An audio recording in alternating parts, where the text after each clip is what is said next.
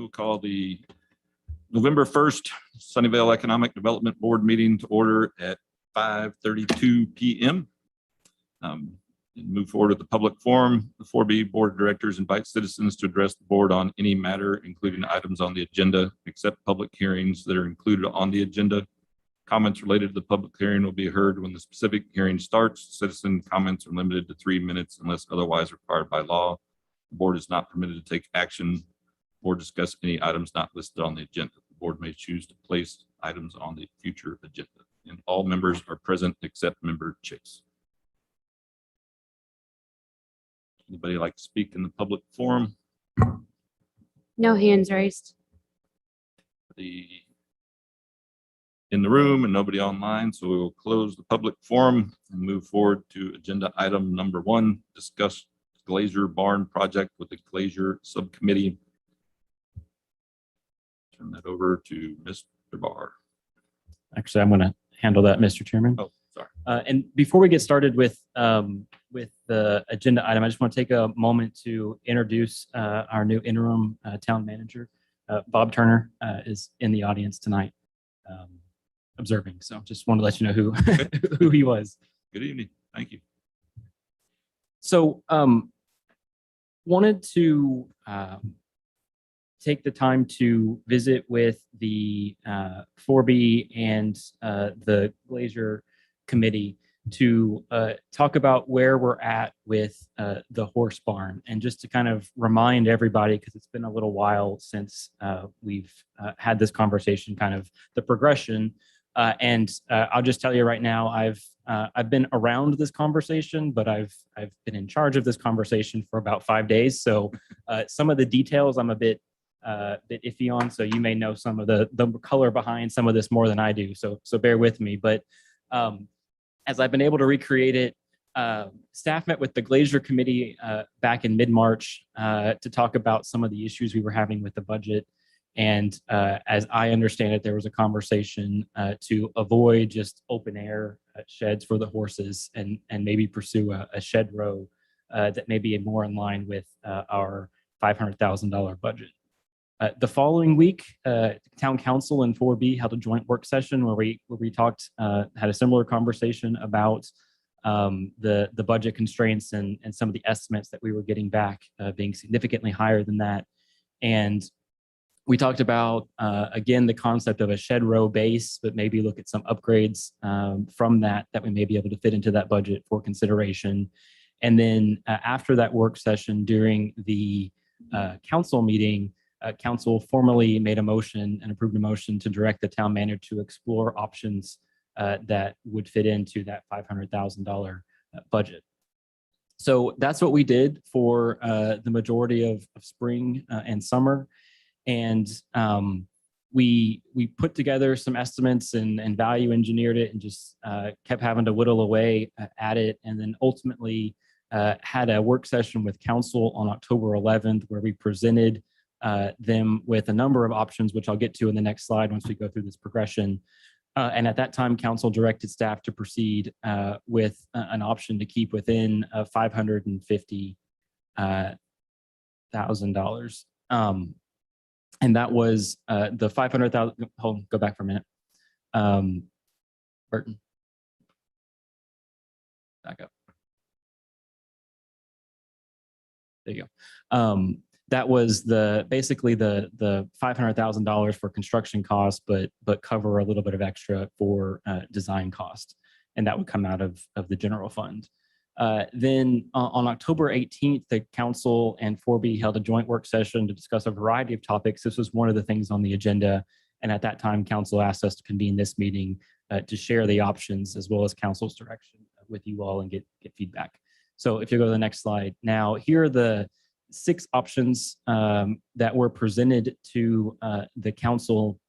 Again, staff's direction was to try and find an option that would fit within the $500,000 budget. And so what we were able to do that kind of fit within that budget was a 10-stall, what's called a back-to-back shed row. So it's not one long row, it's kind of 2 rows back-to-back. That would have 10 stalls, 2 tack rooms, a feed storage room, and then an office. And it would be a fabricated building proposed by Sweetwater Barn Company. And the cost of that is right at $491,000. And where we needed to throw that extra money at it was for design. Design is typically, somewhere around 10%. So just rounding, that's, $500,000 and then $50,000 for design. That got to the $550,000.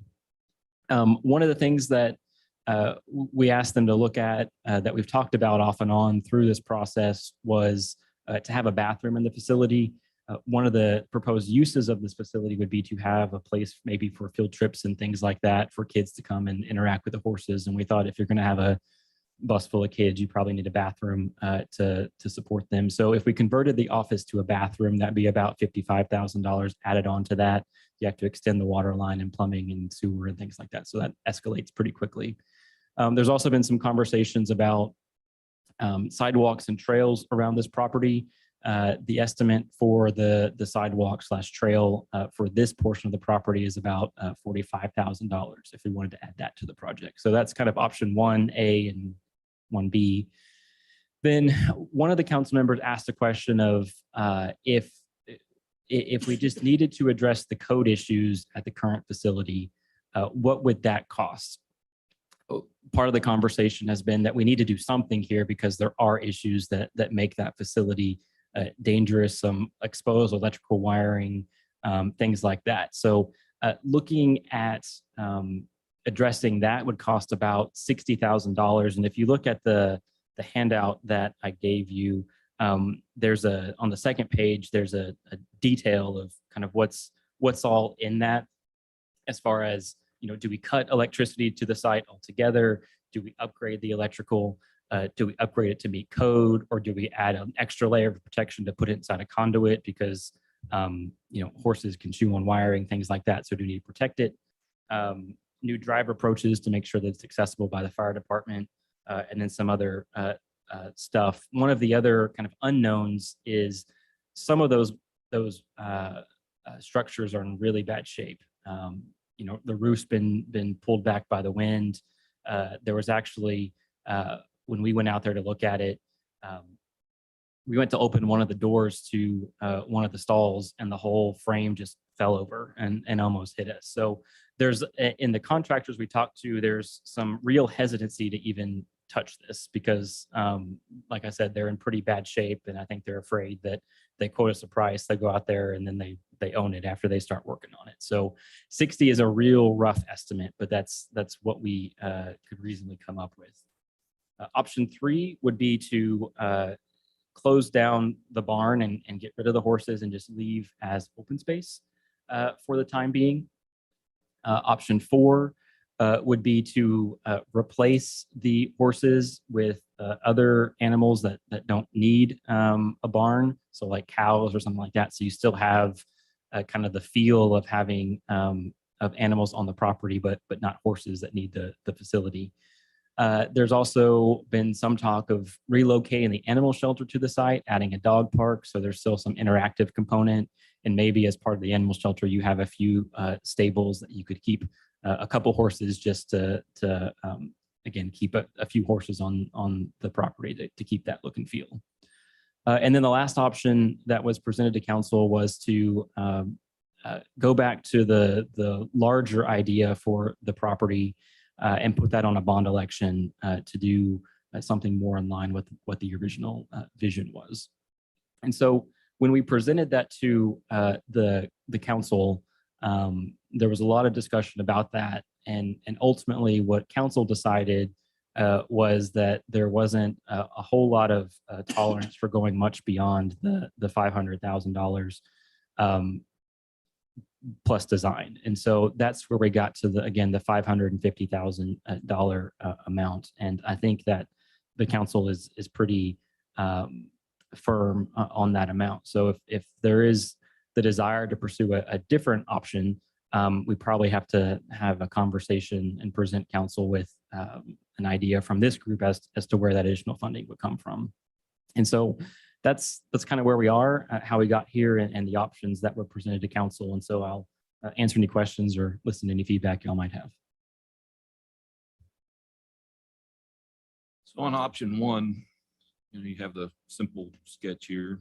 But what all goes into design? I'm assuming it's more than that, because you mentioned the sidewalk. Is it the entire Glazer property, or is the design just for the barn and the barn related items? Right. So the design of the barn itself is actually fairly minimal, but that cost includes not just the building, but also all of the site work, the landscaping, the grading, the paving of the parking lot, all of that kind of stuff that goes into design of a facility. The barn itself is actually only about $160,000 of that total cost, and so it's everything else that adds up pretty quickly. Because originally, I shouldn't say originally, lots changed since originally. Yes. But when we did the combined planning of the fire station and the horse barn, it was designed to help, or the thought process was to help bring down the cost of the horse barn by sharing a lot of the paving and plumbing and those costs. So is that still factored in? So $300,000. Potentially, if we add the bathroom, yes, some of the sewer line that would be required to extend that is being paid for out of the fire station. So we'd have less of a distance to run a new sewer line to, because we're tying into what we're already extending to get to the fire station. The other area where there is some savings, and the thought process was, if we can get these two projects to run in parallel, that some mobilization costs for contractors and earthwork and things like that, you would save some on that. It's not a huge amount, but a couple tens of thousands of dollars. But that is contingent on the fact that we make a decision here pretty quickly, get this designed and bid, because we're almost ready to break ground on the fire station. Probably will do so sometime next month, and so we're kind of up against the wire to keep these close enough in tandem that we do get some of those economies of scale. If we don't, then these costs will probably actually go up. Okay. So I'll be quiet here in a minute, but I guess my thought is 160, just call it 165, 170 for the horse barn. Sidewalks, we're planning on doing that anyway, which shouldn't go into that 500 in my opinion. So I guess I would like to know what fits into the 500 that's not part of developing the park anyway. So just strictly for the horse barn. So all of that 491 is plus design is just for the horse barn. Okay, so that's the additional paving and the. Correct. That's the Which I know parking for the horse barn, the landscaping for the horse barn, fencing, because we're gonna have to redo some of the fencing around there. All of that is specifically horse barn related. Okay. Everything else is either coming from the fire station, or we've talked about at the joint meeting with council that we have applied for a grant through Texas Parks and Wildlife. We still have to come with our local match for that, but we won't know whether or not we get that grant until That was March. the sidewalk. Right, that's the trail for the entire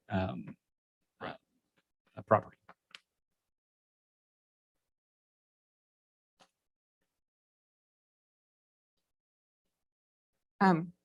Kara, since you own horses and have more experience with them than I think most of us, what would be your opinion about having this sort of structure as opposed to what we originally were talking about? Sorry, I'm not used to these. Okay, can everybody hear me okay?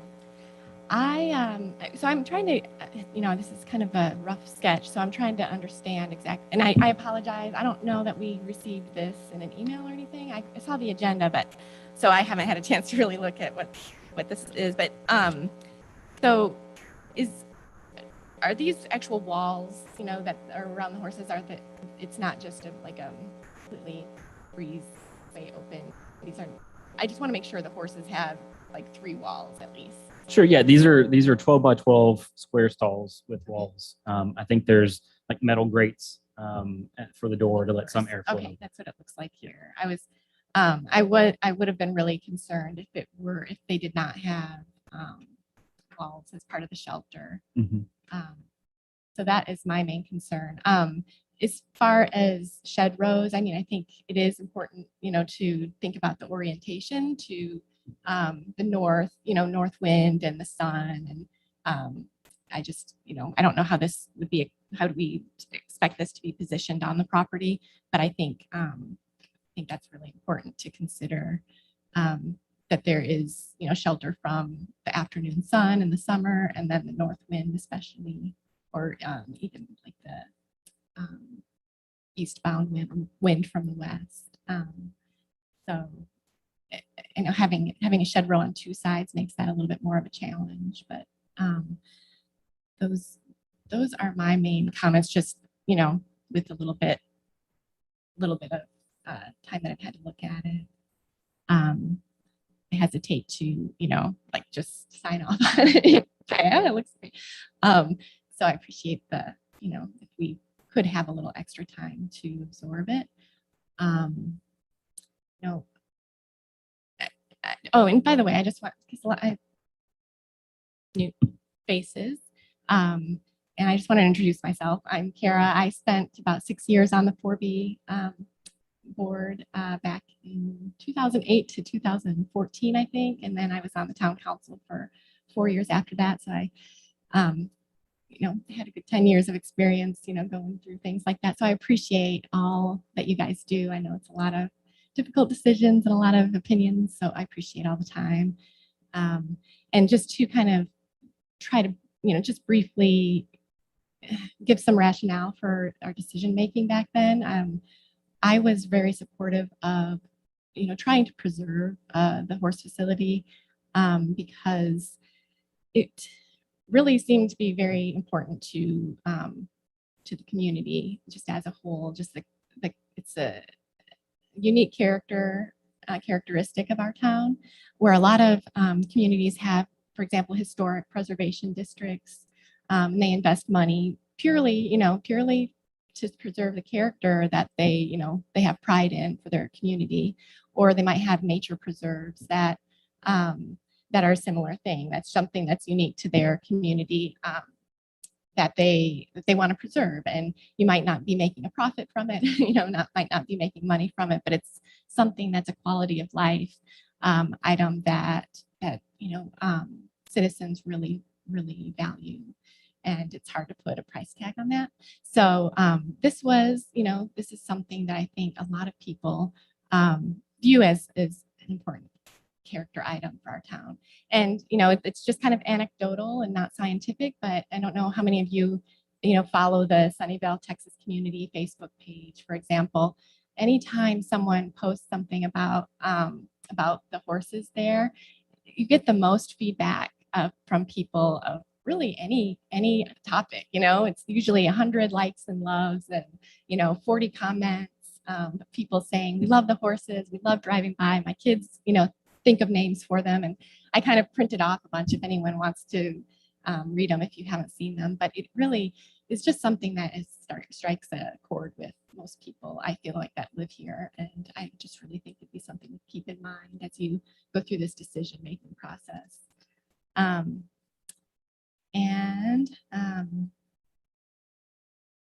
think that is, and just, I mean, for those of you who are newer to 4B, just remembering that I think 4B was started in our town primarily for character, quality of life type of funding, to just kind of keep that in mind as you make decisions for this. And I think those are mainly the comments. I don't know if anyone has any more questions about the history or anything. Feel free. And Nikki, do you have any other questions specific or anything? Not really about the horses. It's just I was curious to see. I knew you had mentioned before there were certain kinds of structures you didn't feel would be adequate in our climate in the summer and in the winter. I just really think that they need to have access to 3 walls, at least at minimum. And that's like the Humane Society, that's what they say is the minimum. So I know that at some point there was kind of an open air type situation that was being considered, and I really didn't see that at all. And I would be pretty adamant about having, having on public record that I wouldn't support that. But as long as they have access to at least 3 walls, I feel like that's good. And I do know that people do care about the aesthetics in our community a lot. If you haven't noticed, in our schools and everything. So, that's just, I know those are hard decisions, but, things that there are a lot of things to prioritize. I get that. I was going to ask as well, following up on what she was talking about. You have 12 feet of shade all the way around, but it looks like is the roof line only 8 feet? I know this isn't the scale, but if you're doing it, it's less than 10, so it's either 8 or it's a pretty short building. Yeah, that's a great thing to note. And I don't think that would be recommended. I think at least 10 feet would probably be recommended for doorways. That's just off the top of my head. I don't even know if that's even ideal.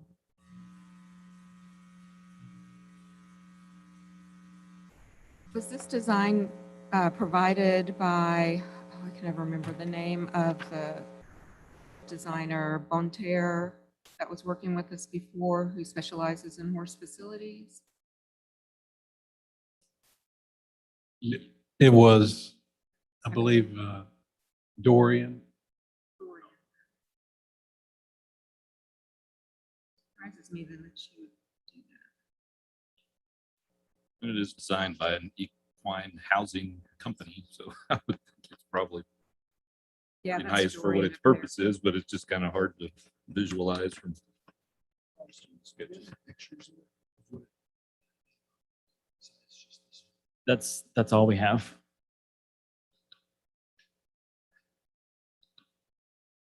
And then, so there's 12 by 12 stalls. What's the estimate on occupancy? Is it 1 per stall max, or?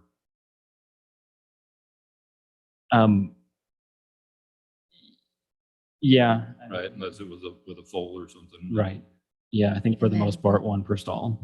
And a follow-on question to that was, I've heard multiple statistics around how many horses the land can actually maintain, and it's been told it's overpopulated at present. So is this getting it into the proper population per acre? So I've heard the same thing, that there are more horses out there now than technically there should be if you ask experts for how much the size of field we have can carry. In the past, we had talked about up to 16 stalls, but it was really just a budget-driven decision to get it down to 10 stalls. This was as many as we could get for the 500,000. So do you have an idea how much it would cost to add additional stalls? My concern is that at this size, maybe our current leasee is okay with this, but if something happens with that agreement, will we be able to attract another leasee, and will they be able to cover what they need to cover to maintain it and pay their bills and make it worth their while?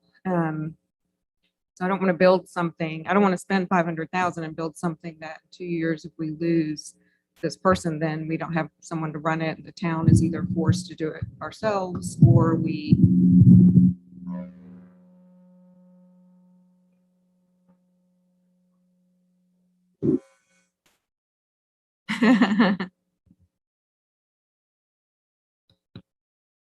So we don't have a cost as simple as it's X cost to add more stalls. What I would say is, again, the of the 500,000, only 100 and again roughly 160 of that is the actual barn itself, and so a lot of that is just in the site work and utilities and parking lot and things like that. So it obviously would have a cost, but it's not. You can't just take the number and divide it by 500,000 and kind of come up with it that way. It'd be less than that. My thought is if the structure is, I've lost it in here somewhere, about 160, it's 1,000. You divide that by 10 stalls. I know that's not going to be equivalent, but if the dirt work and all of that is what it is, no matter what, you could say that a stall would be about $16,000, maybe 20,000. I personally think it's worth our while to consider adding more to the budget to increase the size of the facility. I think that got a lot of years experience working with people building things. I'm not a builder, but I am a consultant on projects like that. And I've toured a lot of facilities with a lot of different purposes on committees like this and through work. And I hear all the time, I wish we had done it. I wish we had done it when we were under construction. I wish we'd included more electrical, more of this, more backstage space. And I bet we'll say it later, we wish we had more stalls. So also when we came up with the $500,000 budget, that was actually probably in 2019. It's a very different world now. And as we can see from what we're getting, and I don't want to undersell the value of that property to the town. Just like Kara was saying, the feedback online and through the surveys and things we've done, it seems to be a high priority for the town, even though it's not directly used by the individuals. And I think its value is only going to increase as we build more and we lose that open space. Those sort of elements and features of our town that make it so attractive to people like you who pick it to retire here instead of other places because of the rural feel. It's going to be harder and harder to preserve those things. And I also have concern too, as this project over the last 3 years has gotten smaller and smaller, that eventually if it disappears, that land will be not by our current council or our current board, but we're not all going to be on these boards and council forever, that there's going to be temptation in the future to put other facilities there because the town doesn't own land. And then we end up with buildings there, even if they're not houses, we end up with other buildings there covering the open space that we're trying to preserve. So if we have something there that, like the horses, that needs and requires open space, and we've invested in that, that will help keep it open in the future. So I just want to throw that out there, the idea of adding a little bit more money to the budget to get a larger facility. Yeah, and I have some comments on the occupancy. We were talking about 10 stalls, and given the space, it's 1 horse per stall, right?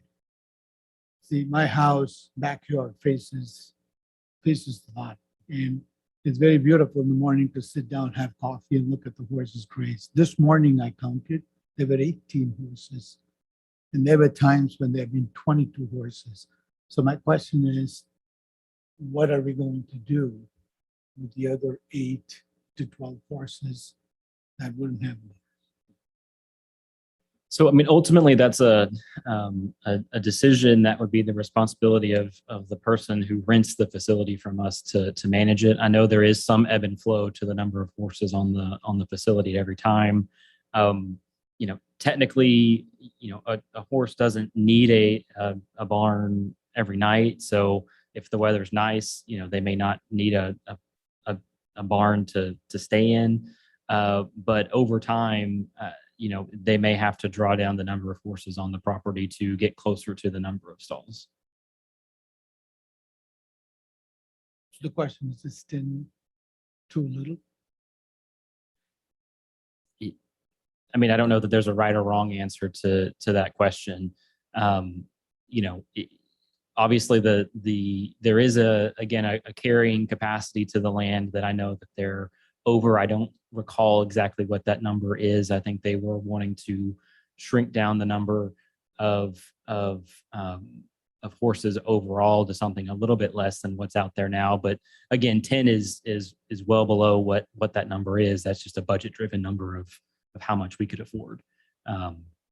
So it again, there's no right or wrong answer as to what that number is, as long as it's less than the carrying capacity of the land. It's just, if we want to make it bigger, then we need to give council some idea of where that money is going to come from to pay for the expansion. Is there a source of income to this city from the land? It's negligible. It's like a couple $100 a month or a year or something like that. I forget what the exact number is, but this is by no means a a profitable venture for the town. It's really a preservation of open space. The people who leave their horses there, they don't pay anything for it. No, we rent it to the operator and then they pay rent to that To the operator. Yes. And what does the operator pay us? I don't recall the number, but again, it's If you're very low. Improving the property for the operator, then that gives out the operator the ability to charge a little bit more. And there is something that the operator gives us for having given a better land to operate. Right. So this is some of the flavor of the conversation. I don't have all the details on, but I know that there have been conversations about, how much of this extra cost should be passed on to the operator. Does that force some of the current horses out because we may price them out of the market right now? I think they're getting a pretty good deal.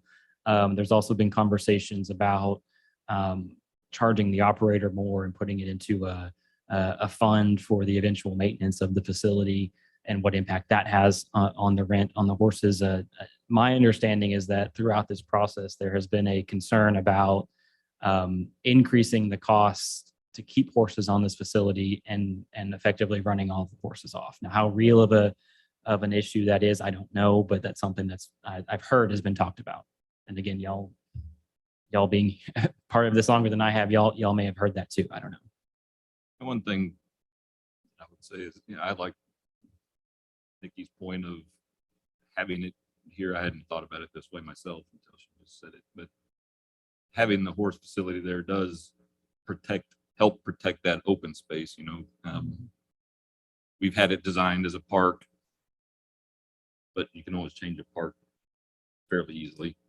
But so that I like that point. And then our outgoing town manager brought it up as thinking about this as a public art project, kind of like a living public art project. So when we saw the cost of a horse sculpture being $100,000, I know that's a one-time cost, and hopefully it doesn't get run over by a car or vandalized, but that's a one-time cost.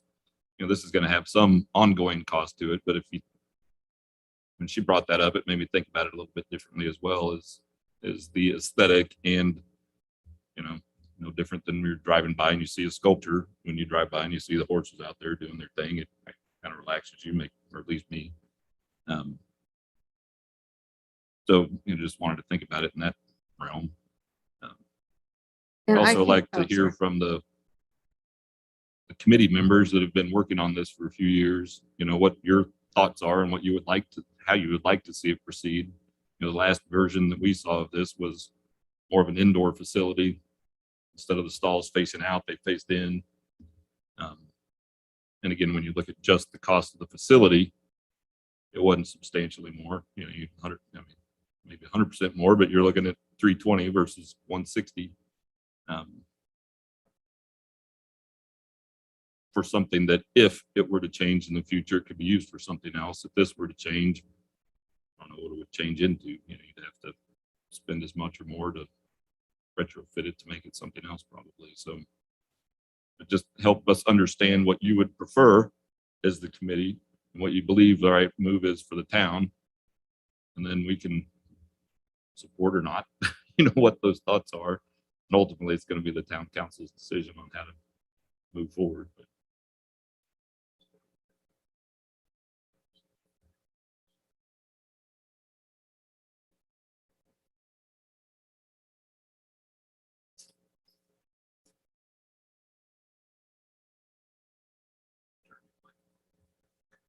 Finding a sponsor for this, future expansion at this point.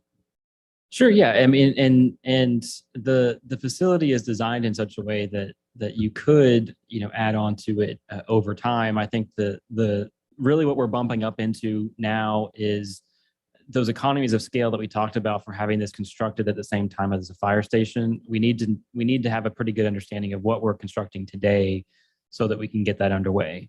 But yes, there could be an opportunity to expand in the future through whatever funding mechanism we can find, whether that's grants or. The reason why I revenues. asked that question is if there is an opportunity like that, then we could allocate some money to make sure that all the basic amenities are we can build that, and then, when the time comes, we can add more into that. Another thing I wanted to mention related to your question, you don't necessarily have to add on to that building, that structure. There are options that are functional. They're not necessarily very aesthetic, but they're very functional, that are they're just their own, either they're called loafing sheds or run-in sheds that are just maybe for 1, 2, 3 horses, but it's a similar design, but it's just facing one direction. You've seen them around town. And again, if they're facing, if they're the right orientation, they provide, pretty good shelter for most horses. It's just when you see those smaller structures scattered around a pasture, some people don't find that as pleasing aesthetically, but it is functional and pretty inexpensive. And they don't necessarily, depending on the foundation and everything, sometimes they don't last very long, but that's another just option that's out there. And that's been part of the give and take of this process is, given the limited budget, do we focus on, having a facility that can handle the most number of horses? Do we have fewer horses but a nicer looking facility? Where does that all shake out? Because we can have a building or a series of buildings that are pretty utilitarian, but they're larger, so we can accommodate more horses. Or we can focus on the quality of those structures, but that probably means that there's room for less horses at the end of the day. So again, no right or wrong answer to where you fall on that, but that's one of the things that we've had to kind of consider as we've thought through this. I wanted to address a couple of the questions too that have come up just from the perspective of being on the stables committee and the things we've discussed in the past. One of the things is that, and Kara, please correct me if I'm wrong, with the horses now, if there are more horses on the land than the land can support, then they are supplemented with feed. Am I correct? So they're not, the horses aren't starving to death because there's more horses on the acreage than the acreage alone could support. They're being supplemented with feed. And then the second thing is, as far as the income from the property, when we have talked with the leasee, my understanding is they really don't make any money off of it or much money off of it at all. And it's more either a labor of love or they want a place to put their own horses as well as take care of the horses there. So those have been the motivations behind the 2 leases that we've had so far. I think the idea with the horses that are there now pay very, very low rent compared to other facilities, but then the facility is also not great. So the idea was once the facility is nicer, as horses leave, you could leave the ones grandfathered in at whatever rate. And this would ultimately be up to the leasee to decide, but they could leave those in because there wasn't a desire to build the Taj Mahal and then suddenly start charging a ton of money and force everybody out. But as those people leave or move on, then you could charge more to the new residents. So, but it was never seen as something that would be a moneymaker for the town. It was something that we were hoping we could break even on, really.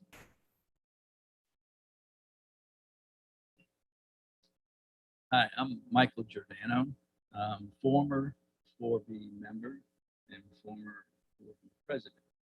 I've been on this project since day one, and it's prolonged extremely too far. I'll put that out. I do have a question. Is 500,000 limit? Is that still split 50-50 to the town and the board? I always thought it was all, the 500,000 was completely out of 4B money. That's been my understanding. Everything on this piece of property, originally, the agreement between the town and the 4B was 50-50, no matter what took place. Okay, now, since that time, there's a firehouse going on there, which never was in the plans for it. My question was to the town manager, is town giving a percentage back to 4B for that piece of property. Because, you know, if it's 50-50, 4B should get some money back for that piece of property, whatever it, last I heard it was an acre for the firehouse, but it seems awfully small for a substantial building. Talking about the people actually rent this place now, as Nikki had said, it was never, the idea was never to make a ton of money off of this property. Those people do subsidize the horses on their own, with feed or whatever, and they take care of it, the horses anyway. Now, the building, you know, if anybody else was there, who's gonna, I mean, they've patched and patched and patched for years. I mean, yeah, it's an issue. We've talked about that before. Since we purchased the property, the liability is definitely there. So something needs to be done, and we really don't need to be talking about this 5 years from now about doing something. We're notorious about pushing and pushing and pushing and kicking the can down the road time after time. We need to accomplish some goals, and this is one of them that can happen, or should happen. But the 50-50 deal should still be in place with the town. Now, I'm sure they're not expecting 4B to do anything in the firehouse. I don't know, but it's still a piece of property, and we need to maintain that horse feel or openness. Even the mayor will admit when he was running for mayor the original first time, he was shocked to know that there were so many people that commented on that piece of property to maintain it. He didn't realize it as well, but it is one of the few remaining pieces we have that we own, actually. And in my opinion, we need to keep it up. And like Nikki says, you know, if you can build more stalls than what you have in this project here, it definitely will save you money in the long run. Now, is this barn going to be directly next to the firehouse? No. No, it's a few hundred feet away from the fire station. Yeah, you have the picture. Yeah, you can't quite see where the fire station is on here, but it's, you know, if this is the barn right here, then the fire station's here.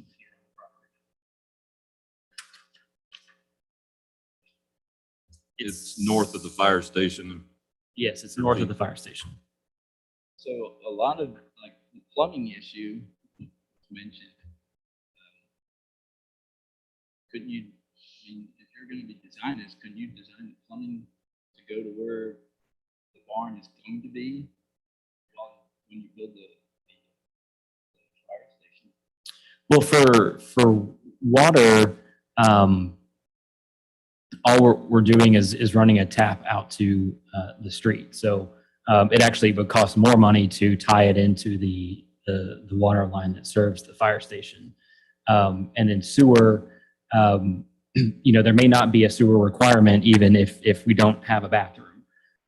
So it's really in those, if we do add that, then we are extending the sewer line to the fire station. We'd be tying into that line. So in that sense, like I said, the fire station is subsidizing some of the sewer cost for this facility if we were to add a bathroom, but we would need to have that little extra bit to then tie into that line.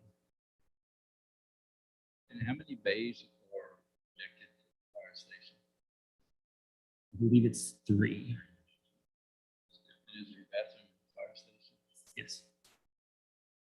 Now it wouldn't be, you know, it would be in the office section of the fire station, which wouldn't be manned 24/7. So if somebody was taking care of a horse or something later in the evening, you know, they may not have access to the bathroom in the fire station.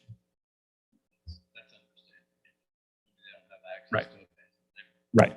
Well, and again, in that that current budget, the plan isn't to have a bathroom. That was one sort of option that was on there if we wanted to have it primarily. Again, the thought there was if we were going to use this for school kids or field trips or whatever, probably good to have a bathroom on site.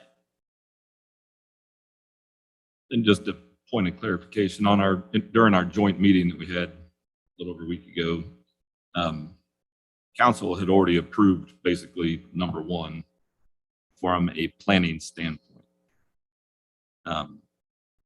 which to 4B came a little bit of we thought we were going to be having kind of this meeting during that meeting and looking at options and everything. So we were like, oh, and that's why we're having this meeting to kind of go back and get some of the information that council was presented, and either agree with number one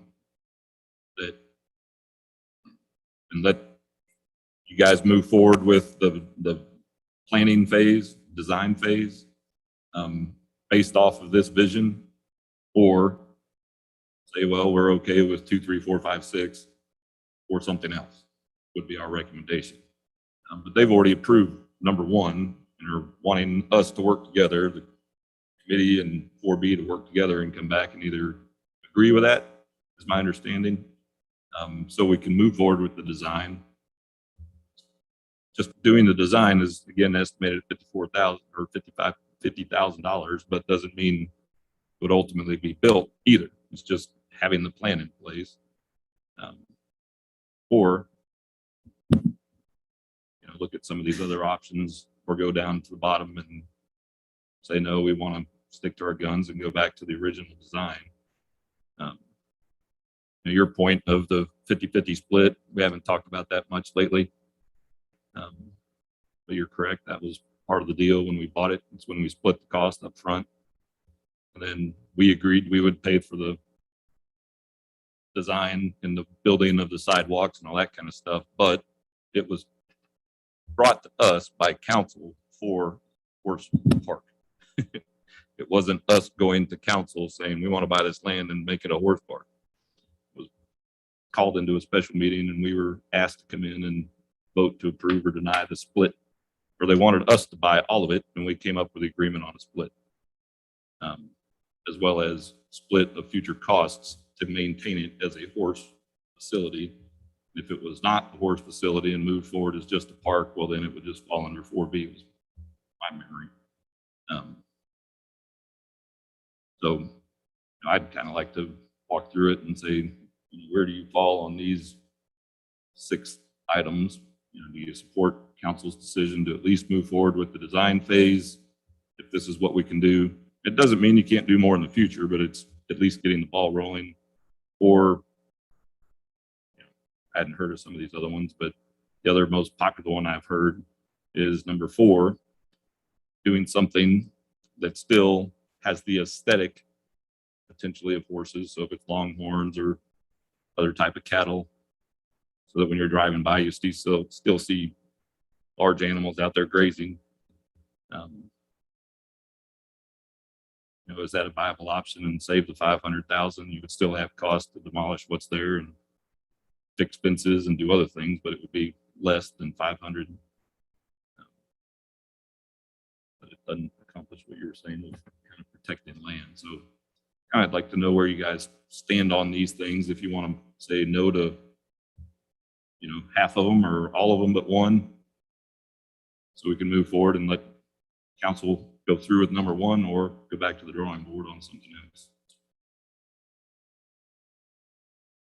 And one other point is, every time I've heard somebody talk about the horses, it's because they like seeing the horses. I haven't heard anybody say, other than us in the design phase, how fancy of a building we want, really.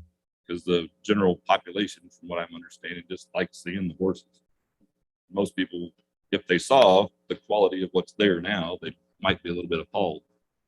So this is a huge step forward from what's there, and still keeps some horses. So I have a question. Assuming that the capital improvements, by adding a barn, would actually be able to generate more income. Although it really wasn't made for that purpose, but assuming it's able to generate more income and assuming on a larger facility, we were able to lease out all 16 stalls, would it actually make more sense to build a larger facility from a cash flow perspective? You know, if each incremental stall added to the current plan becomes cheaper, does it make sense to build a larger facility just because it could actually generate more income? And, you know, stabilize that property.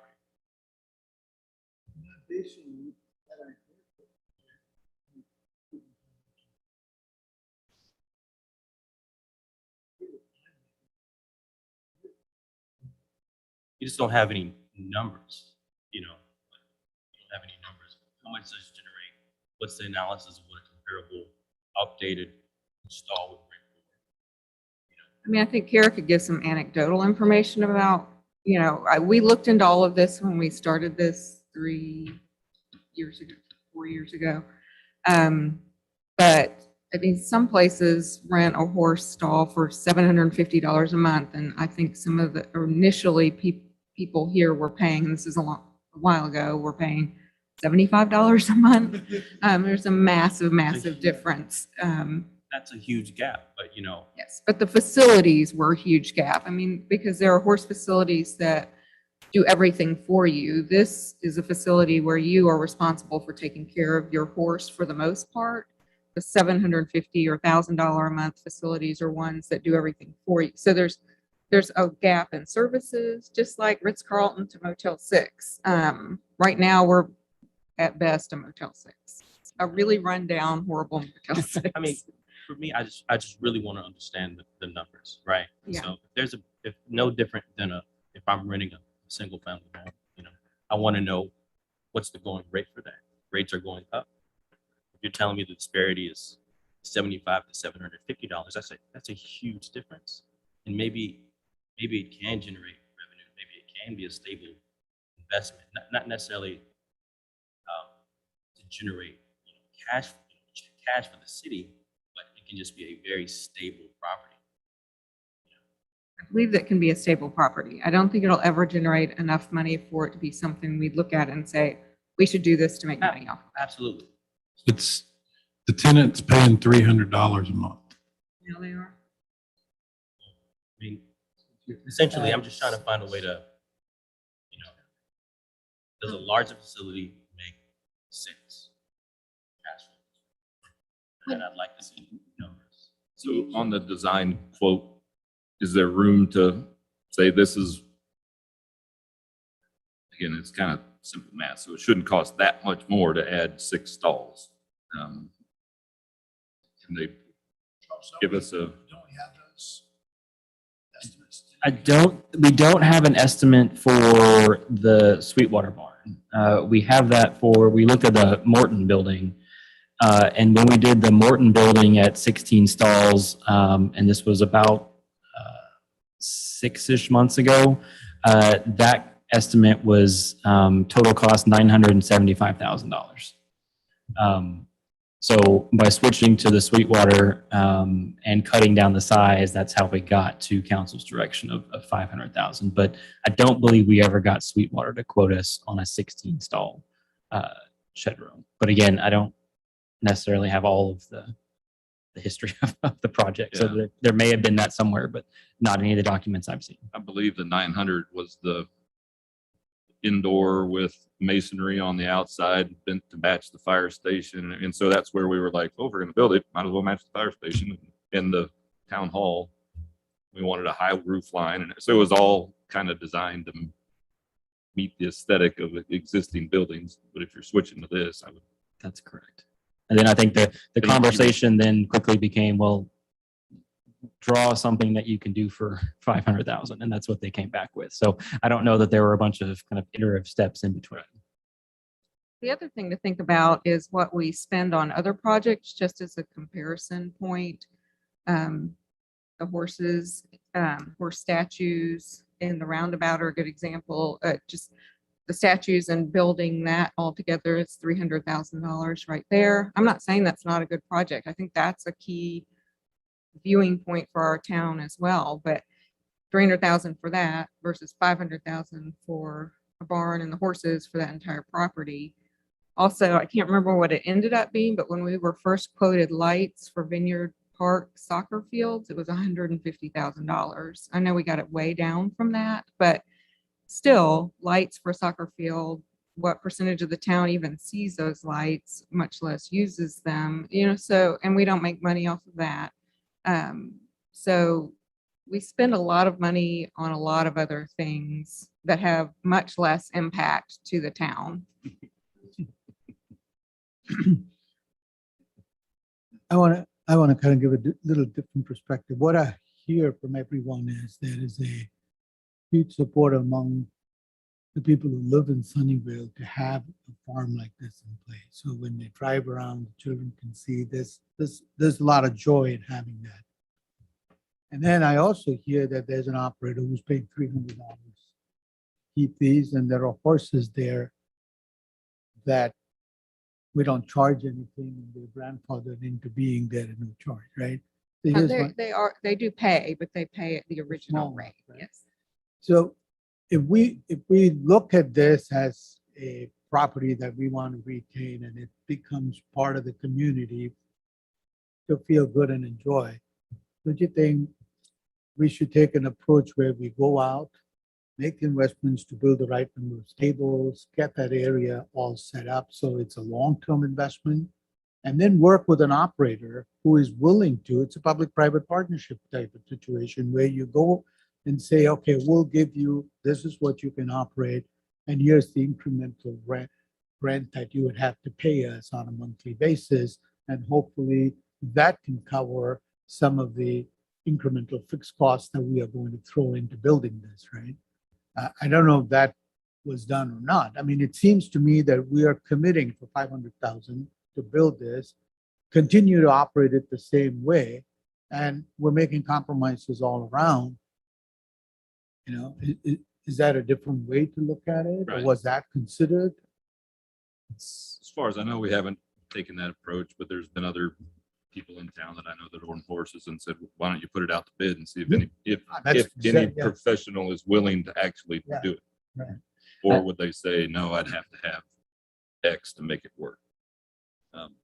Yeah, I mean, to the point she made, $1,200 is normal, right?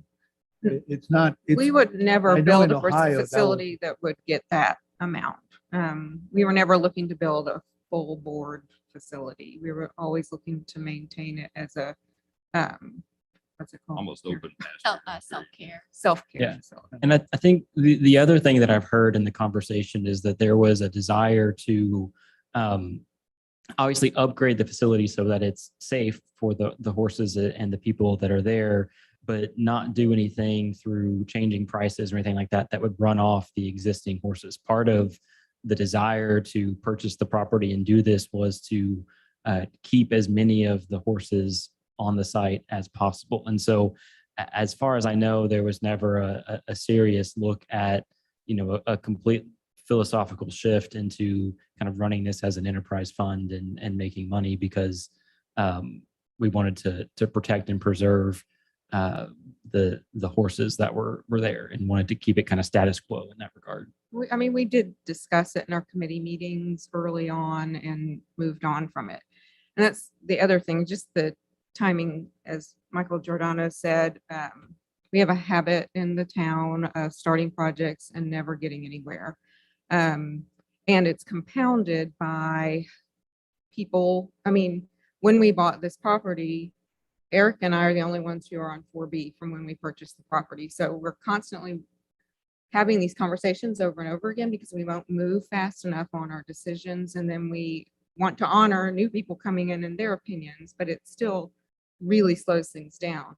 And the same thing with council. I think there are only 2 members of council that were on the council when we started. So out of the 14 people, there's only 4 who were here when we started. So if we go back to the drawing board in any way, even if we're just talking about changing them out to cows, then we're slowing it way down again. And then I'm going to roll off the board, Eric will, and then we start all over again, and then we never do anything. But see, here's the issue, right? We are trying to make a $500,000. There is a number that the mayor, the city council has thrown. That is, so we have to work within that, and making that investment, we're making a short-term decision, right? Okay, we are going to make these compromises and just run it, right?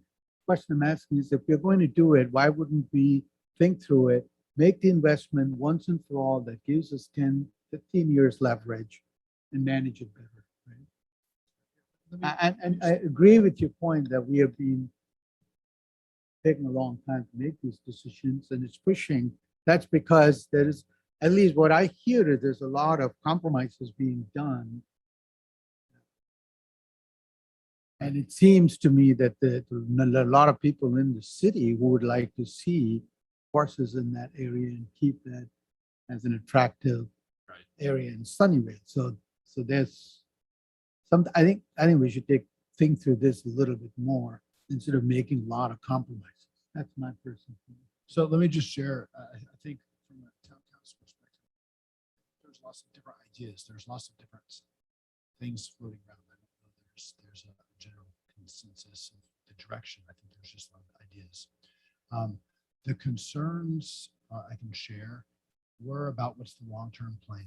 You know, what's the long-term plan? How are we going to keep on affording this moving forward? Is there a long-term maintenance plan? It is the cost of it. It is the cost of, you know, paying for this and them supporting it. I think, you know, $300 for leasing it is not very much. So I'm glad you brought up, you know, what's the long-term economic plan? I don't really think there is one. So that, I think this kind of needs to be discussed.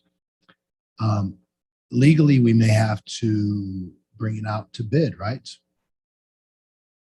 You know, I don't like that. We may have to actually go take it to bid to have other potential vendors operate it. You know, I don't know if we can just hand it over to this one vendor because it seems to me it's under market value. And I think there may be some issues with that. You know, maybe we actually have somebody put this right now, put it out to bid. You know, that would delay it, but maybe if we gave parameters and put it out to bid and then said, you know, hey, here's what we want, who's willing to do it, and who's willing to take it on and then take points. Maybe that's a way to look at it. But you know, I think, you know, I think there's a lot of questions. I don't think there's a lot of answers. So I'm excited to hear what you guys have to say.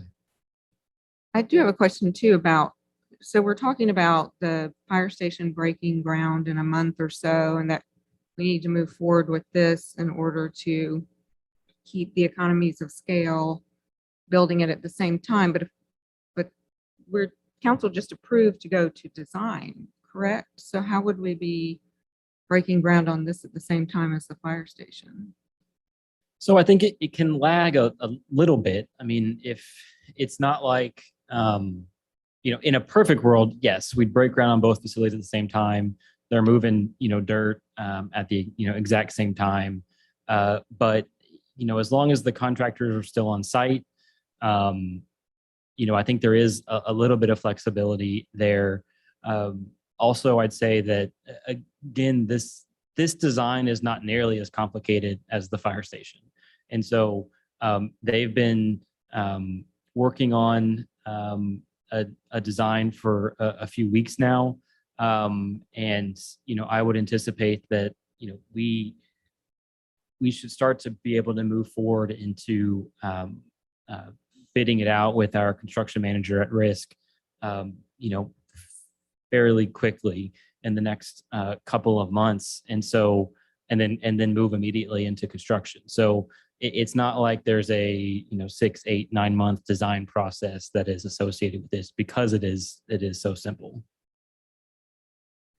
Is it possible for us to get a new estimate from this company to accommodate 16 stars? How long that take? So that we can consider, you know, what are we looking at? Another 100K, 200K? It may not be 900 and whatever that is, right? Right. possible for us to get? It is, again, the issue that we're bumping up against though is, I mean, they're currently working on this design at 10 stalls. So if we're moving away from that, either we're wasting money having them design this, or we're putting them on pause, and then we are losing those economies of scale.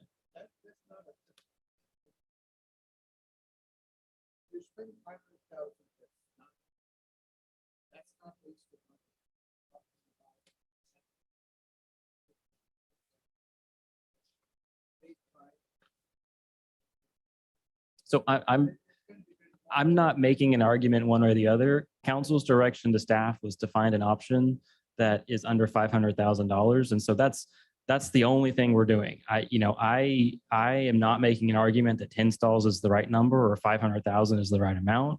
We are merely complying with council's direction to staff.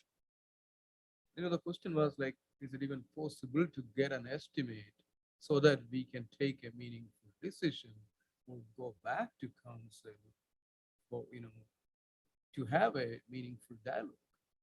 So I'm not sure why we are saying like, yeah, it's, you're basically telling it's not possible. Can I assume that? I'm not telling you it's not possible. I'm telling you it'll take time and the cost will increase in that time. So if that's something that all parties are on board with, then totally fine. We'll take the time. We'll take whatever time we're directed to. But I'm just letting you I know think that is basically a. what we are trying to do here is wasting our time, because it seems like council already took that No, decision. So real quick, let me Just, interject real say quick. yes and move on. So it sounds like the majority of the board wants to continue to support the horse park.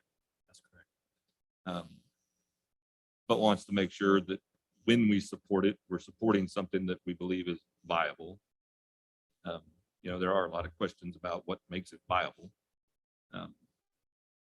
I don't think it would, we could probably call this company tomorrow and they could probably give us a 16 stall design on this within an hour, I would think. Yes, within a couple of days, probably. The other part of it though, is then we have to get with Komatsu, our architect, and Burn, our construction manager at risk, and they have to put in all those other costs that are associated with it, like foundation and landscaping and irrigation and all that stuff that then gets adjusted as the footprint gets bigger. So it's not as simple as Okay, so you're making a saying phone call. the 160 doesn't include the slab? Right. So, that's all the numbers that get you from the 160 up to the 491. All Right, those other right. things that get added into that. I guess I was thinking the 160 included the slab for this particular No, footprint. it does facility. not.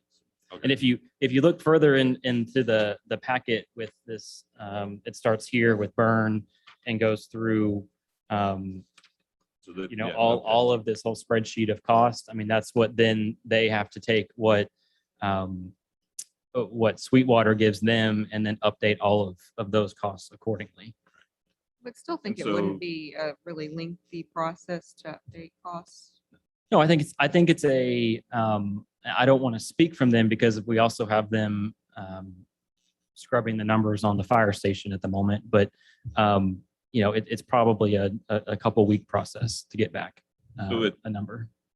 again, since this is kind of having a meeting 2 weeks after the meeting we thought we were having, and that's just the reality of what it is it probably makes sense then, from what I'm hearing, without a vote, but from what I'm hearing is the board wants to move forward with keeping the horse facility project and making it a reality, but would rather make sure when we say yes, we agree to something that we believe is going to be the best investment for the town. And if it ends up costing a little bit more, figuring out how to pay for it, So let me- or have a let me- public-private partnership with No, somebody else.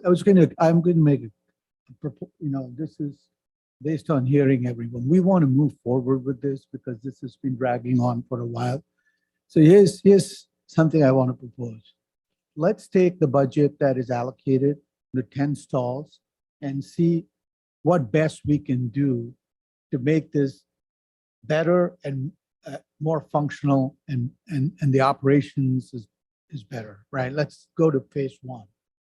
And then we should form a committee to start looking at how can you make this into a viable public-private partnership and start thinking in terms of the next stage of investment. I don't believe with the information we have, taking it from 10 to 16 stalls with incremental cost is really going to get us. We may want to get with 10, get this process moving, and then have a group that comes together and says, how can we make this a better center of attraction to the city by going into a public-private partnership? That'll give you 1-2 years to do the planning.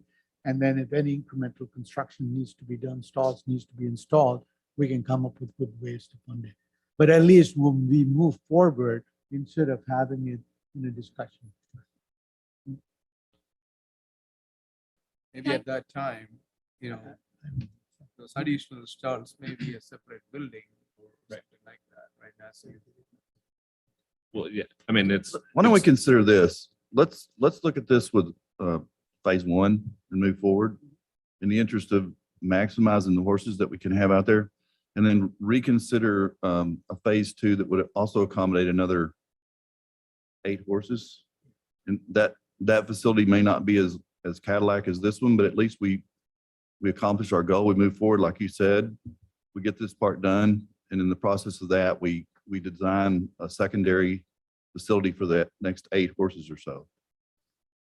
That's more money down the road, but if you ask me, the citizens of Sunnyvale would be glad to do this. We may have more money in the budget later too. So. I mean, my opinion is we should go ahead and get a quote just to see what it would be to do 6 more stalls. If it takes 2 weeks, that's nothing compared to the entire time frame of this process. And just see, I mean, they might come back and say, oh, it'll be $15,000. And we'll go, oh, okay, we'll do it. But at least we'll know whether it's something we need to consider more and push off down the road, or if it's something we can go ahead and do right now.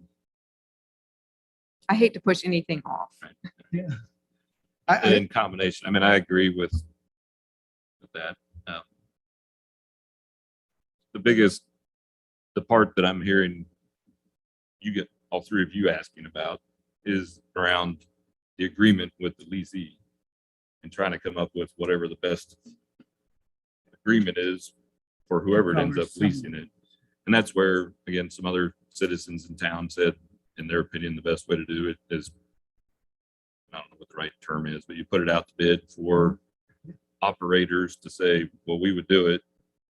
And I don't know if that's, to me, it would be helpful to get the operators to participate in the design phase to say, well, I could make this work for me if it had this, and if what they need is $1.5 million, and you're going, well, we can't make that work, you know, or if it's somebody says I can do it for $650 and it's gonna be really nice and I'll pay you whatever.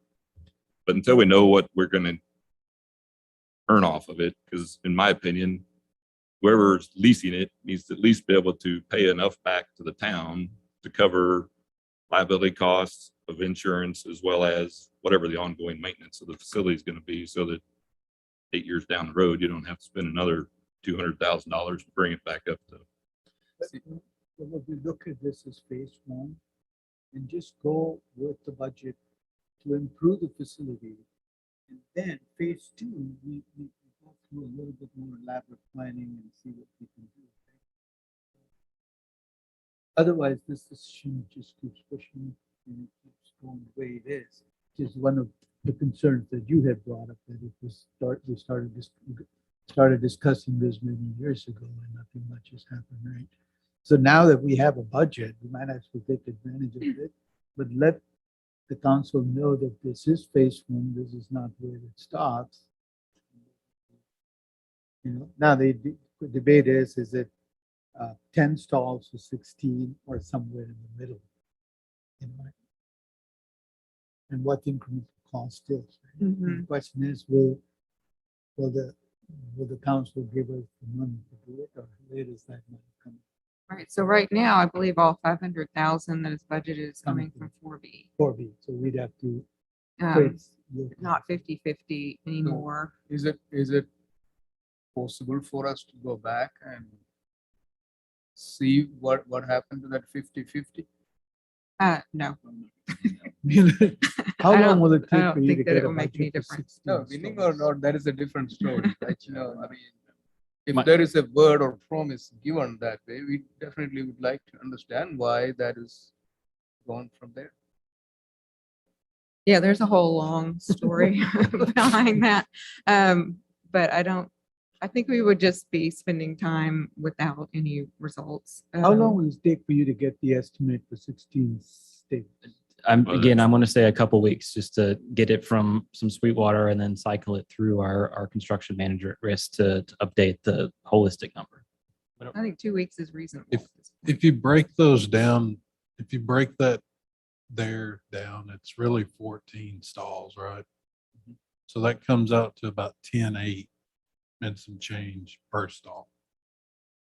So But that's just for the vertical. That's not the slab from what Right. Charles just said. So the Right. slab And the cost other is- thing that I'm going to have to consult with the horse experts about is, I mean, is there if we add 6 stalls, does that mean we need to add another tack room? Or, I don't know if there's a correlation to you need so many tack rooms per stalls or food storage per stalls, or that may, adding more stalls may add other things that need to be there as well. And I'm not a horse expert, so I don't want to. And that's That where, could be part of the request to Dorian when she's Right. working on the quote, because she knows. Right. Right. And it's just conversations that have to be had. so this does, and again, this goes back to my understanding is this design is based on working with the current operator. Is it Dorian? No, Dorian is So, a kind of- designer of horse facilities. She's kind of an equestrian consultant that we've been using through this process. With the design plan that we approved, when are we expected to get that back? The 10 stall design. Um, that's a great question. I don't know the answer to that. I mean, if the design process takes, I don't know how long it's been, but if it takes more time than what we need to kind of regather and get another quote, we have enough time to Well, actually. they're partially into the design of a 10 stall, so they won't be done in a couple weeks for sure. But I mean, they may have to back up and erase and restart some elements of the design depending on the size. And you're certain they're going to charge us more if we want to make a revision to the design? Yes. Why are we paying $50,000 to design a horse barn? That's what the contract says. A pre-manufactured horse barn. It's Did anybody ever stop and ask that question? So firstly, it's an estimate of the total construction cost. And the only other thing I'd add is, again, it's not just the barn itself, it's all of the site improvements and, utility changes that are associated with that. I'll throw in, when we first started this and when we talked to the present leasee, they were under the understanding that if we did do something, the cost of their rental was definitely going to go up. Now, we never looked at it as they said, to make money, like many of our projects, we don't make a dime off of stuff we've done. That's it. We have a park right here. We don't make anything off of that. And that was for a big project. So the sports thing is the same. Okay, but they understood that if we upgraded the barns, their costs were going to go up as well. So, I mean, we talked about, will we lose them all? Yeah, it's possible because there are some people that, have older horses there and, they may not be around a year or two. Who knows? I mean, I don't know the ages of all the horses. But they understood, if we build something newer, the cost was going to go up. Now, there's a lot of people, that live in this town that have horses. But I think there's only maybe 1 or 2 that actually have it on this property. And because of the facilities themselves, if I had a horse, I wouldn't put it there. I wouldn't want my horse there. But in a nicer facility like this, I might put it there. you know, and I might be willing to pay, you know, another couple $100 a month, knowing it's closer to my house and it's a better facility and nothing, you know, chances are nothing's gonna happen on my. But, you know, I'm okay with moving forward because I'm tired of not moving. Okay, what is the decision?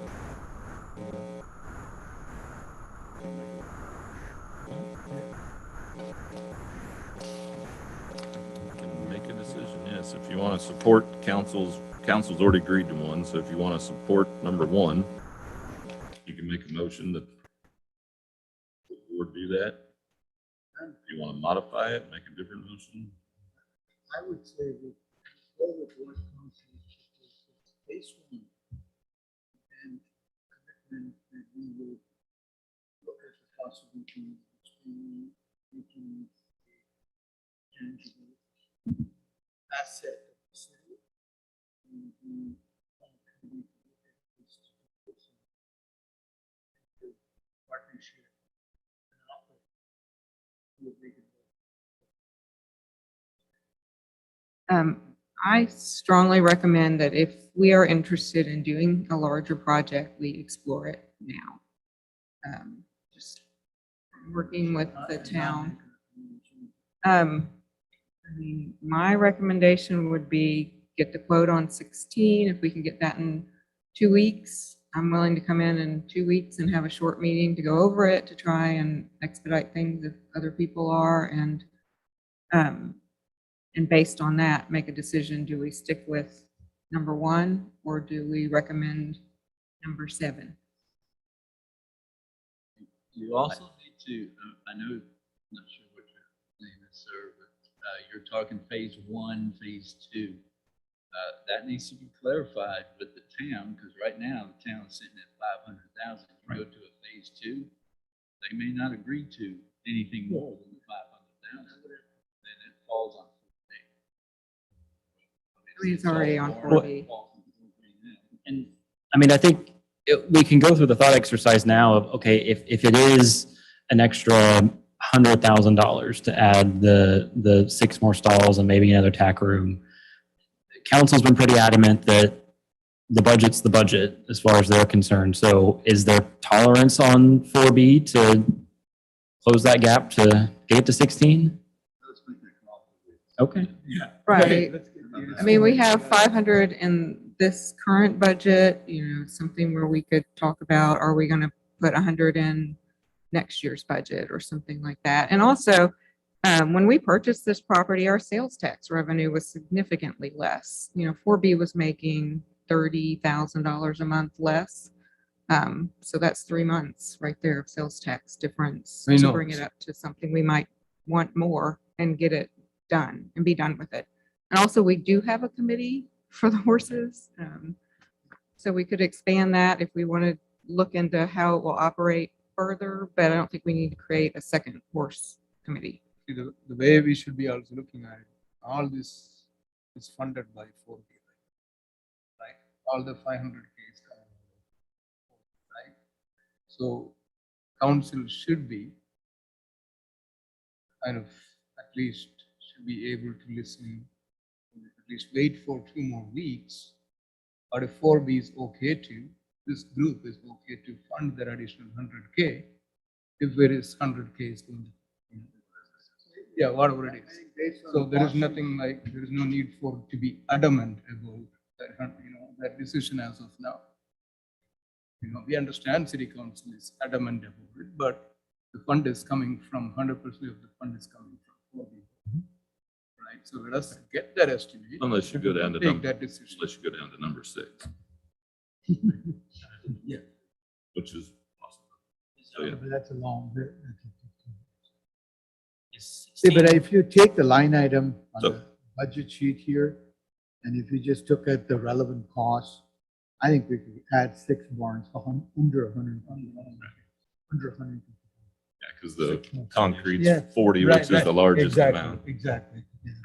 Also, if we go to bond, if we do it next year, we'll be probably going up against the school district. So, you know, or that's a possibility. So I think that I never want to go up against the school district. I'd appreciate some background. 16 stalls, is that an arbitrary number? I mean, from what I've heard, there's 18 to 22 horses on the land. Now, the number 16 was thrown out there. Now we're putting 10. Now That was now the there's largest we had looked at in the past. from what I recall. 22 initially. So what will we do with those Time it other came. horses? What will we do with the other horses? Is that not our concern? So going back to when Michael and I and Nikki were on the board and Kara was on council, the agreement was something was going to be done within a year where they were going to bulldoze the stalls for safety, How many years ago was it? And, you know, and then it was, as soon as we bought it, then it became the untouchable horses, you know, so it was,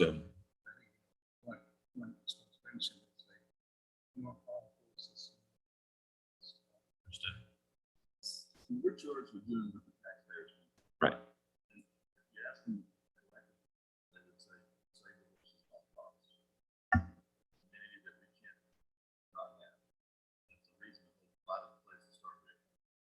So even to the point of looking at some sort of a private partnership where we're gonna try to get X dollars a month, we have to be mindful of the fact that we're not gonna make any money on this. This is another one of those things, like you said, we're just doing this as a quality of life issue. I'm a citizen, I'm a taxpayer. I want to see the horses stay. I'd love to see 22 horses stay. We got to quit somewhere, but we got to figure out a way to make this. And I guess my question is, where did this 500,000, hard line come from? And you don't have to answer it tonight, but it's just seems like kind of a, just an arbitrary number thrown out there with no wiggle room whatsoever, already knowing we're bumped up right against it. And I just feel like there's room for compromise. And that just really rubs me the wrong way, I think, when we've come this far and this long, and it's either do this and kind of not really get what you want, or you get nothing at all. I just, when this is such a high priority, I think, for most of the community. And maybe that, I don't know, maybe that's just something that council members need to be reminded of, or at least made aware of how important is this. So it's just kind of feedback that I can share with the council myself. And there are a number of people that could really care less about the horses, but they don't show up and speak very often. But I have heard from a lot of people, they're like, I want to spend $1 on horses. If I want a horse, I'll go buy a horse and put it in my yard. So there are a lot of citizens that still like the appearance, but don't want to spend any money on it. And council, one of the members had to leave, are hearing from the people that say they don't want to spend any money. And so that's part of, I think, where the 500, there was a give and take. Yeah, and I don't want to overlook or undersell my concern that if we don't do something with it that defensively, that protects it, that 5 years from now, town will be looking to grab it for a rec center or something else, because we don't have land of our own to build things on. Sounds like collectively, we don't want to move forward on anything today. We want to get the updated quotes. If everybody's, our next meeting, this is our meeting for November, so we have to agree to get back together sooner than December if possible. And work around Thanksgiving. And every time we meet, it causes staff to be here. So, if you guys are, I like daytime meetings if the rest of the board can meet during the day, as long as we publicize it in advance. Zoom meeting. So I guess When we you can- go back to get the estimate for 6, doesn't have to be elaborate, right? Because they've already gone through the bases, and I think it's just, should be pretty quick. It shouldn't even take 2 weeks. I just don't want to commit to a number without talking to people. But everybody's amenable to this style facility because it's a big shift from the last design. It's a true horse barn, open outside. It's not heated and cooled other than the office space or bathroom. tack room, so it brings the cost way down from the other. But in my opinion, accomplishes the goal as long as you're able to lease it out to people that want to keep horses there. Okay, thank you. Thank you. Thank you for listening again to the history. Good seeing you, Again, Michael. Thank and you for Karen. taking the time to ask us to come. I know another meeting, another, how many, it's not a short. No discussion, worries. So again, appreciate it. Thank you.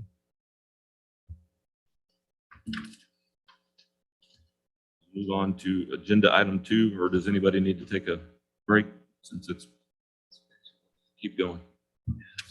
Keep going. Agenda item number 2, discuss, consider, and act upon nominations for board, vice president, treasurer, and secretary. They want to nominate themselves.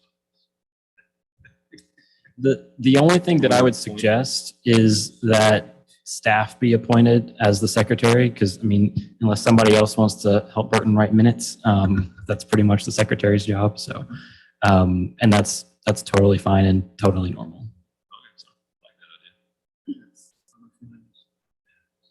Burton going to volunteer, or do we, somebody else? Or is that your part-time assistant that you haven't hired? We'll get it. That one is done now. Vice president and Treasurer, again, is that a necessity? Because according to Sarah, she was the first treasurer. Is that true? It's in the bylaws, those three positions, 4 if you count the president. I tried my level best to push that on to Tina during our dinner. Because she has some background on. Are you going to nominate her? That's what happens when you don't show up to a meeting to defend Yeah, yourself. so oh my God, I don't know that she's listening to this or not, but you know, so I definitely. Anybody else volunteer for treasurer? We have a bunch of finance I know. guys in this group, okay? Lot of finance talent.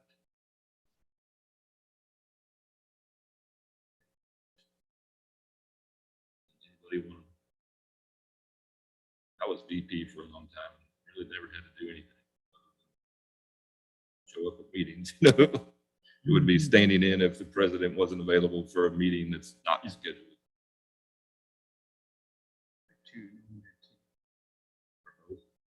For the treasurer.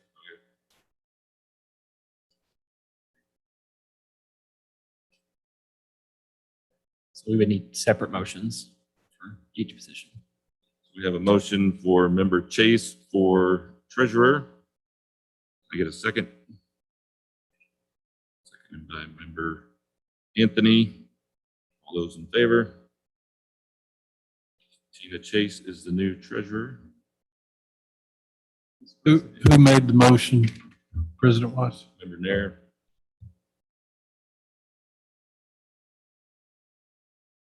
For the vice president, they are debating, you know, there's some, figure it out. Motion made by member Cash for Nikki Anthony as VP. Second. Seconded by member Wise. All those in favor?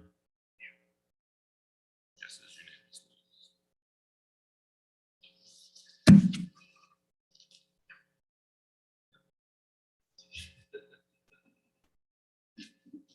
Yeah, put it in for something when you missed a meeting.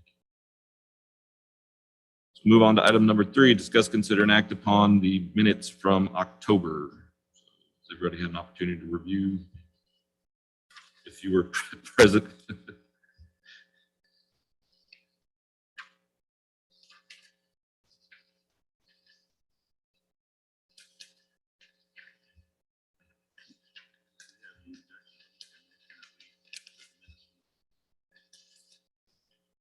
Motion made by member Cash, seconded by member Nair. All those in favor? Passes unanimously. On to item number 4, discuss, consider, and act upon the October 2021 financial and related items. Okay, can everybody hear me? Because the timing of this meeting was prior to us receiving our bank statements, we were unable to actually reconcile our cash account. So what you're looking at here is a snapshot of where 4B was as of October the 29th, which is the day that we ran the reports. So this information is not going to be complete as of 10/31, but this information will be updated and presented at the December meeting. Also keep in mind, before we go over these numbers, that we still have one more month of sales tax receipts that we should receive in the month of November that actually are for September. So those reports will be updated as well and presented at your next meeting. So as of October the 29th, because this is the first month of the new year, your month-to-date and your year-to-date totals will be the same. Month-to-date revenues were $70,833.33. And that is actually 1 month accrual for your sales tax based on what was budgeted for the year. Your month-to-date expenses are $22,391.30.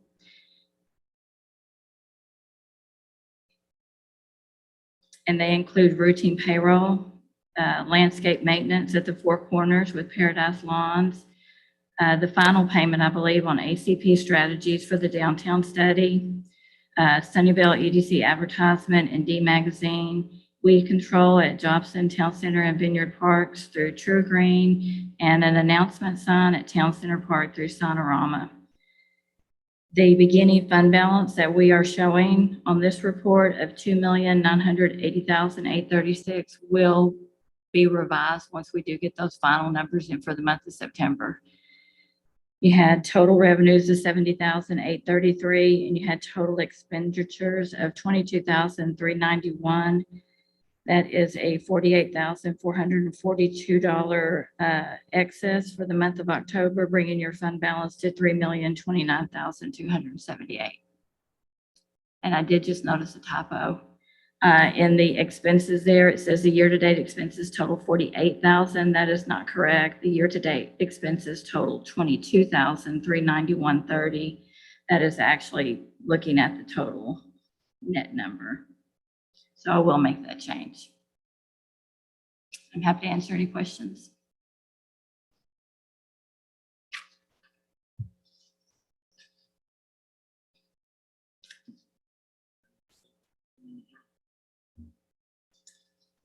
Revenue is still growing, so. Additionally, on that very last page of the report, where we shows your commitment for your incentives, there is also a listing there at the bottom of the grant summaries, and you can see we added that recent application for the TPWD Local Parks Small Community Recreation Program grant. Those selections results won't be available until March of 2022.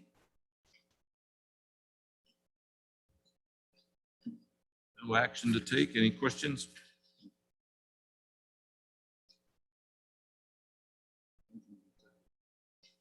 You have to wait until they're finalized, right?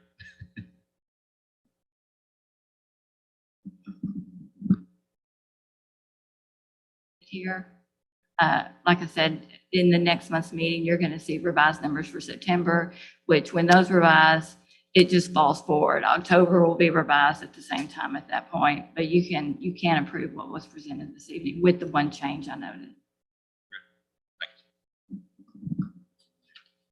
Motion made by member Cash. Seconded by member Admonabon. All those in favor? Passes unanimously.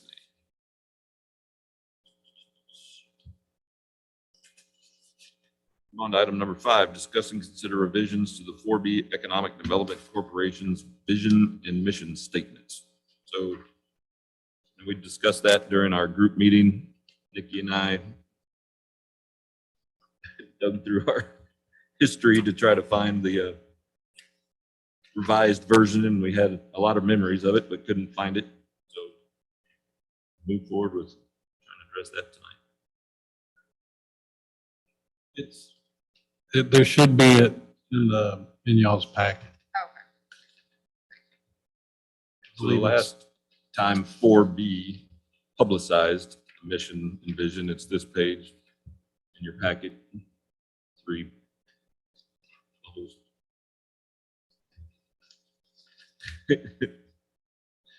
And so at that time we had 4A and we had a separate 4B. And in our memories, we did go through and consolidate this. And I believe that must have been right when COVID hit and everything separated and all that, but we could not find the final consolidated version. Right. And at that point, we started doing a lot of stuff by email where it was, you edit your stuff and email it in, and then we've had changeover and everything else. So based on our meeting with council a couple of weeks ago, the consensus was kind of combining goals number 1, 2, and 5 from the council's vision, which is on the next page.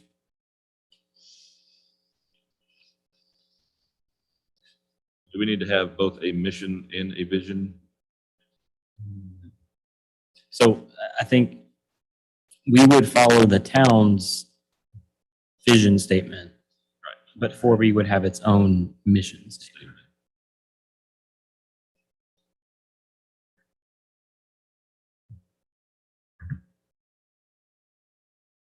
We may not finalize it tonight, but my Right. thought was, giving this to all the new members to be able to see what 4A was, 4B was, now it's combined. And then I did like the Parthenon that the council came up with, and simplicity of goal number 1, 2, and 5, but just wordsmithing it into a. Is this something we can work on and then have some options at the next meeting? Or- Yeah, it's not. I mean, we can do this a couple ways. We have the draft that staff came up with, if you want to kind of bounce off of that.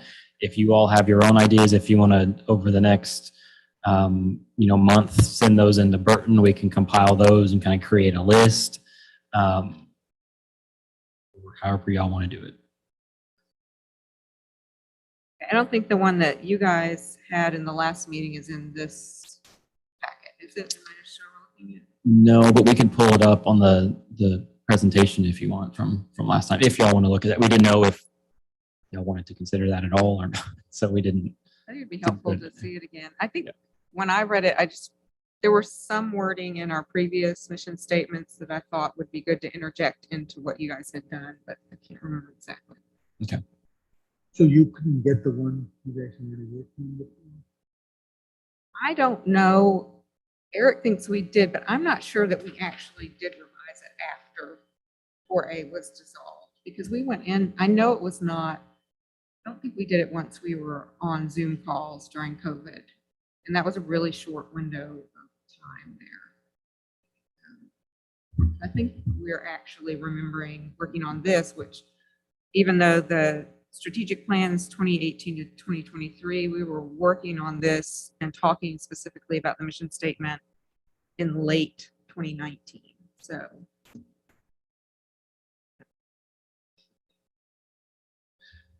Blends together. This is that merged, that proposed statement.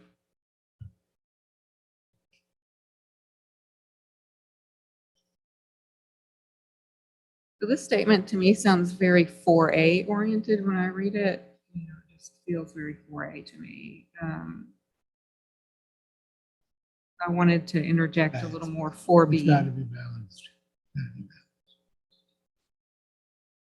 Yeah, I think if we all take a crack at it. That's what I think we then should do. Just exchange and come up with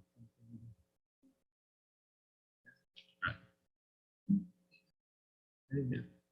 We can send this out to you all via email, and y'all can massage it and play with it and send it back to us, and then we can kind of bring back Right. what y'all have sent to us for consideration next time. Want to send it to Burton or copy both of you? Send it to Burton. Burton will send it out an email, so you can just respond back to him. I have one quick question on the next slide. This one. So that vision statement, I always see vision statement with some future view, right? Mhm. To be why the Sunnyvale is a unique in there. I always think it Sunnyvale to be something. That is the way we always see the vision statement. If you go back one slide, EDC's vision is a to be state, to foster. But Yeah, Sunnyvale is it- like a is a, which is Yeah, I think it's just a style. I'm not sure, again, there's no right or wrong. It could be, but for whatever reason, council decided that this is the version they liked.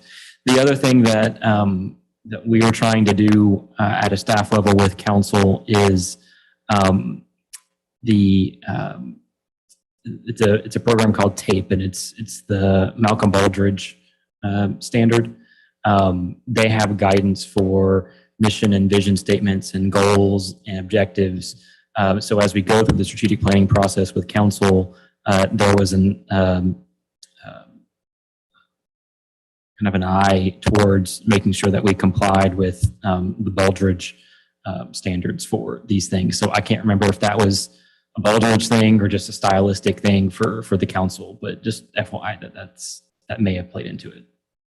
I mean, by looking at it, both those look like statesmans rather than the vision of mission. Yeah, but it's a very small change, right? If you went, the vision of Sunnyvale is to preserve a unique rural community with small town values. You've got a vision statement, right? Just a minor tweak. Yeah, it's a minor change. But I You think can it's a make it a beautiful, standard. it covers everything we talked about, right?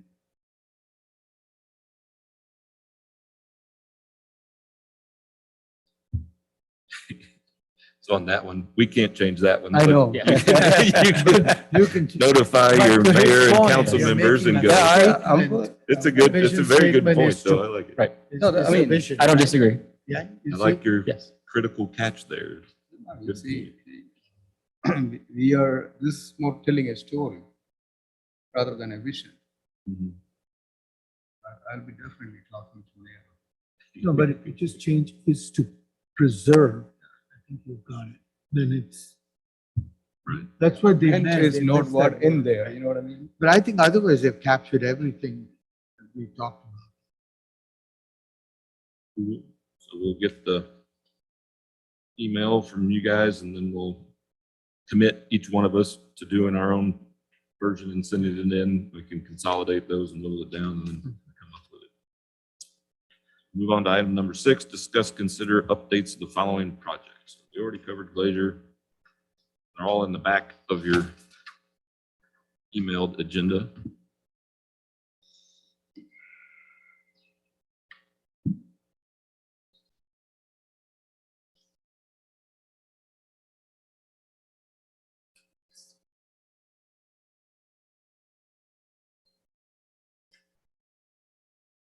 Go look at the new trees at Great Myrtle. Haven't stopped out there. We asked this question last time also. Are we still waiting for those cameras?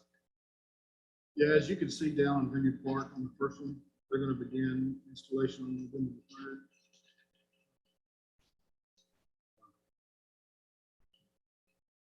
This kind of covers multiples here, but how are the meetings attended last week? I was out of town.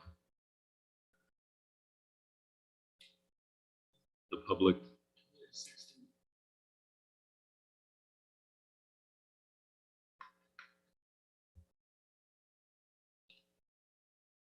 Not as well as we hoped.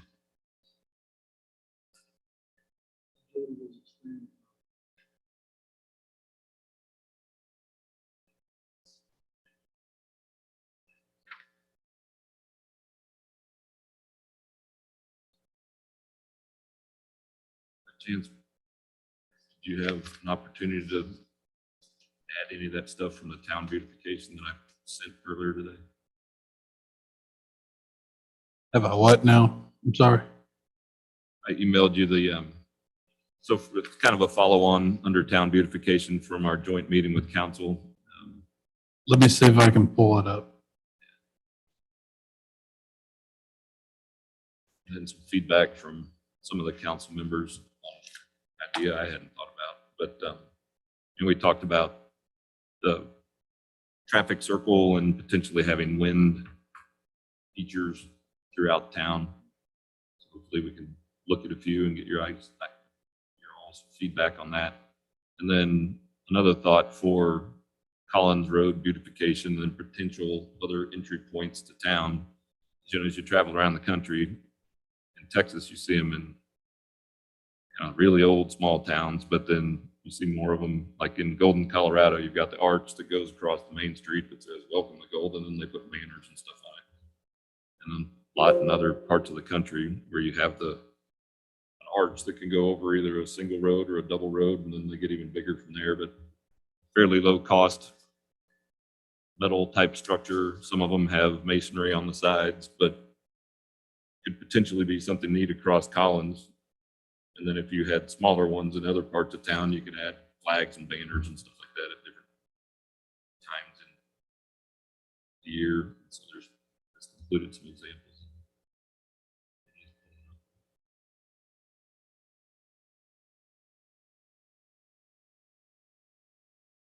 We talked about it was hard potentially to do stuff on the sides of the road with limited space.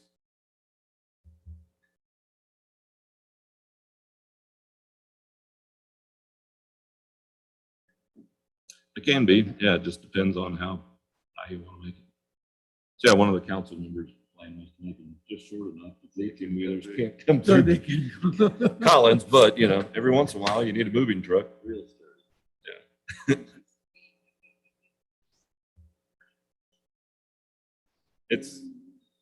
But with construction and everything, it's hard. It'd be hard to make it to where you. One of the things that makes that very visually appealing is that there aren't power lines on that main street. So any like main street that I've seen, that's like their main streets, really, you don't see those power lines that kind of take away from the banners that you want on that main street, the city signs. But I noticed we've got that coming down, and just visually, that's our main street. That's something we should consider, but I don't know if that's been discussed. Yeah. They're slowly burying stuff, but I don't know who pays that cost. I mean, some of it's the developers when you're doing new neighborhoods, obviously. Right. For new developments, we are requiring that utilities go underground. If it's just, for example, if we wanted to underground the utilities along the entire stretch of Collins, then that would be on us to pay for, and that is incredibly expensive. Just by comparison, I actually did that in a prior city that I worked for, and to bury the power lines for approximately half a mile cost that town almost $20 million. It's incredibly What expensive. size power line? Your normal power lines, but I mean, you had to tear up the road to install conduit. We put it in the medians there, and then you have to pay not only Encore but every other utility that is on those power lines to relocate. The cost of relocating all of their equipment. You have to have additional transformers, all sorts of other gear to allow the utilities to be able to access those lines underground.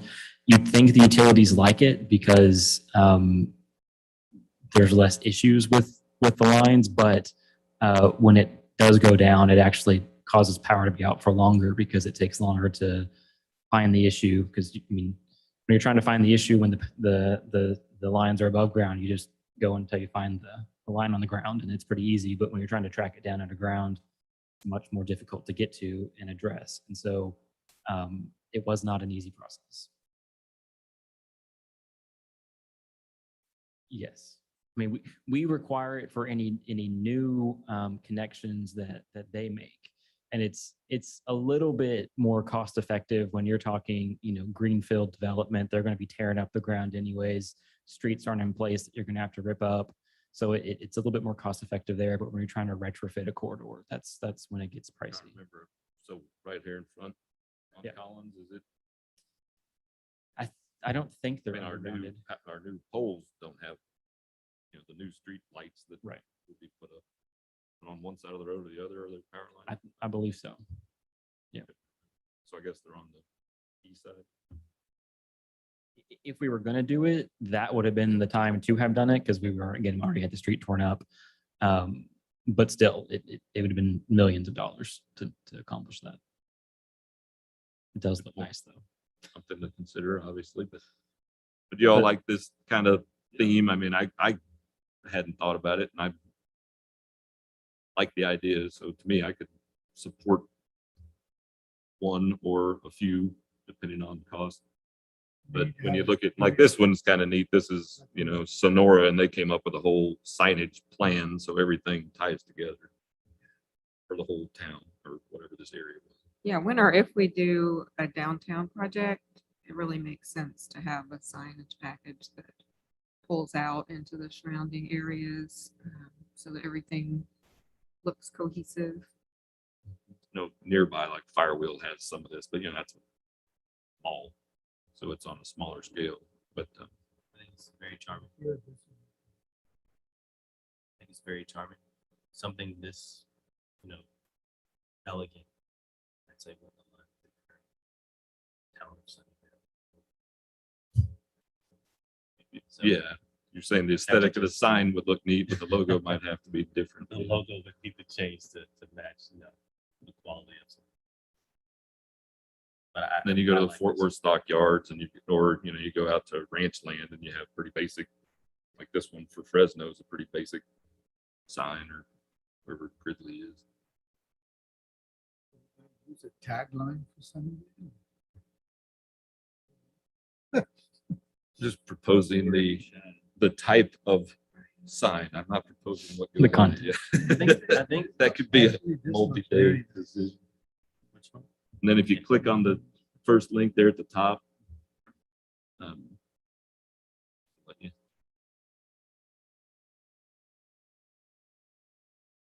So this is a wind artist, and click on art.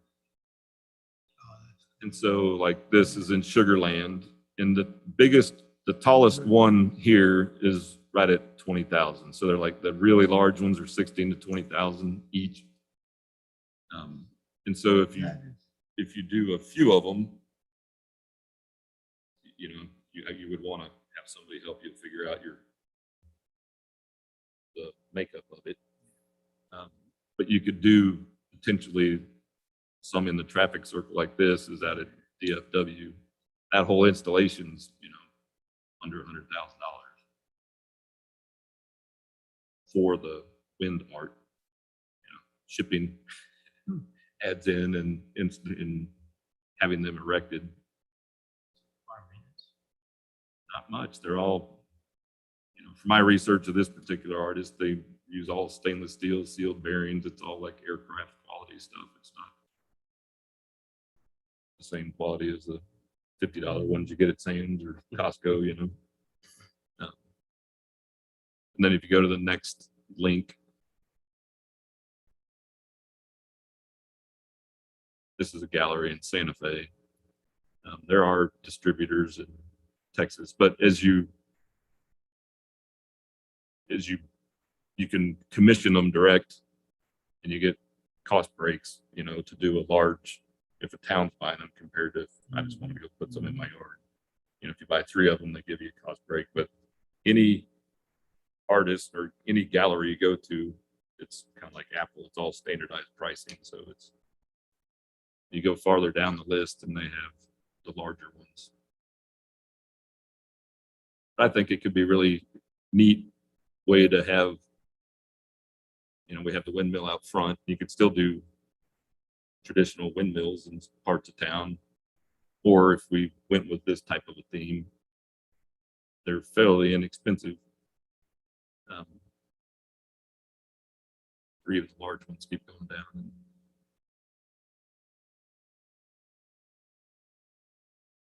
And you'll get to that one's 10.5. If you click on them, you can see the different sizes they come in. So I think the one below there is called Fire. I thought it looked like an artichoke or something. But over here on the side on the right, it shows you the side. So 21 feet 4 inches tall, 10.5. have other ones. And so it's a potential of something that gives a neat aesthetic. It doesn't block a view. I think these are really cool. The only thing that gives me a little bit of heartburn is just having my safety hat on. Is what makes these cool is if you sit there and kind of watch them spin around, and if you're in the traffic circle trying to navigate cars and driving and distracted by the whirly things, bad things may happen. That's why you do the tall ones in the traffic circle. It's pretty confusing. I get what you're saying. Yeah. But very neat. But yeah, the other concern was if you do low things, it blocks Yeah, your view. it's So kinda like, it's what's tricky. The water feature is not cheap. No. So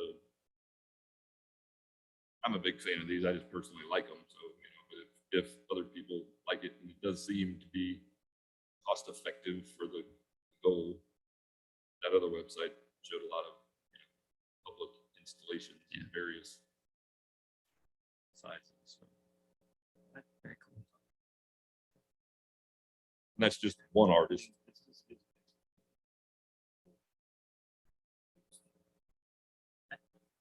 Personally, I think it's beautiful, but it seems more like modern art. If I'm going to classify it, for me, it doesn't align with the theme, underlying theme of something. If I'm going to pick art,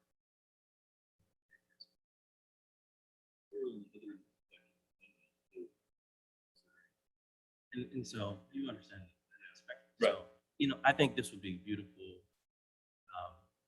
near the water, especially when it's but for me, I'd say I would be reluctant to put that column and having this art represent something.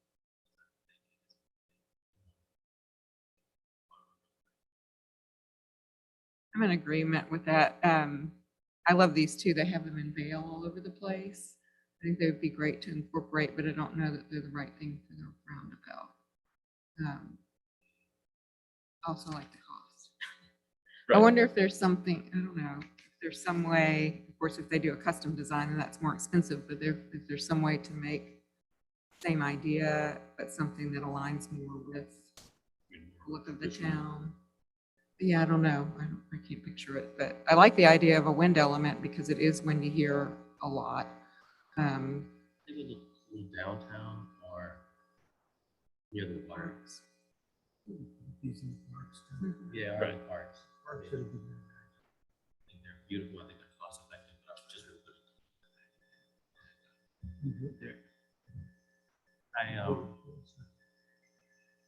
I did hear everyone's concern about the horse and how expensive it is. So I did some research. I found a sculptor that makes horses out of horseshoes. Significantly less expensive. There's one issue. They're in Europe. But you could buy it and ship it here 10 times. Probably still make this. I did the same thing. I was looking at horse sculptures today, and ones you found are. I love. I mean, those things are amazing. They're gorgeous. Well, and When you look again, at horse sculptures, metal horse sculpture, you're kind of like from Don Quixote to looks like my kid built it. Or I built it, maybe. But there's a huge array of. for sure. And the intent there was not to say that we have to go with those horses and at that cost. It was just sort of thematically, are we in the right neighborhood of what we should pursue? Those were neat. Price matches, I guess. I think for those with everything, under 50,000, that shipping across the how many of them? It's just one. Like you can. I don't have all the information. Yeah, but the ones you had were 100 each. I rounded up significantly. I'm sorry. I think. Look full size. I think it was like 8 to 10 feet, depending on if the horse was up or down. I just wanted to present those two ideas. I like the wind theme, and like you say, it doesn't have to be those, but to mean, it's a neat feature that Sunnyvale's already adopted with classic windmills.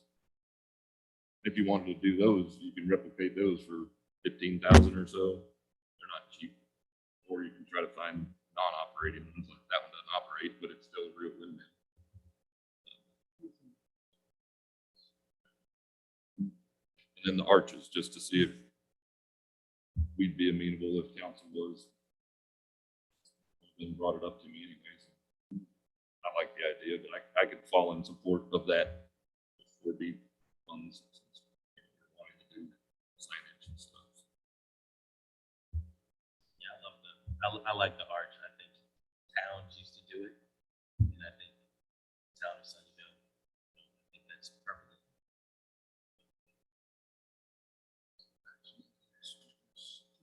I love that. Yeah, that's I love that.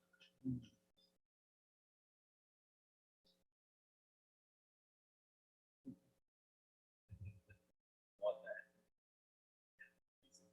So it showed that the, moving down, I don't remember where it was, that the street lights are out for bid, or is that already done? It's just waiting on them. The lights are out for bid. The bid award goes to council next Monday. And then there's I believe a 12 to 14 week lead time to get them here. It'd be neat when they're.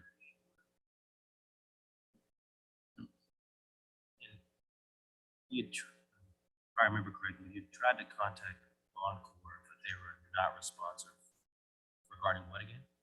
So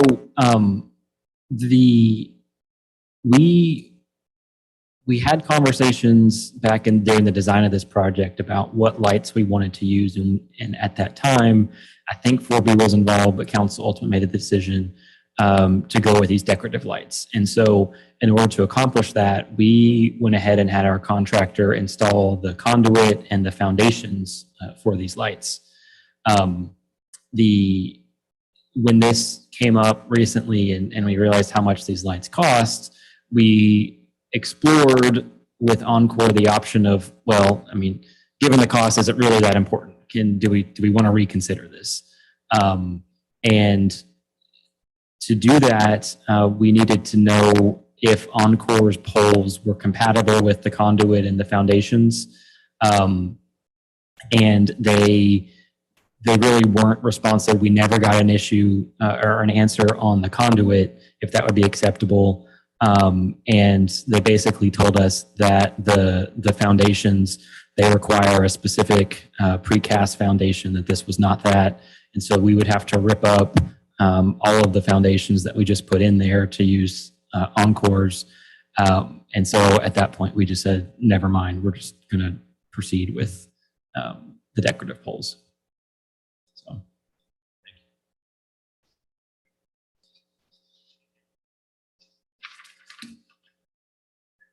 Any other questions on any of the items on number 6?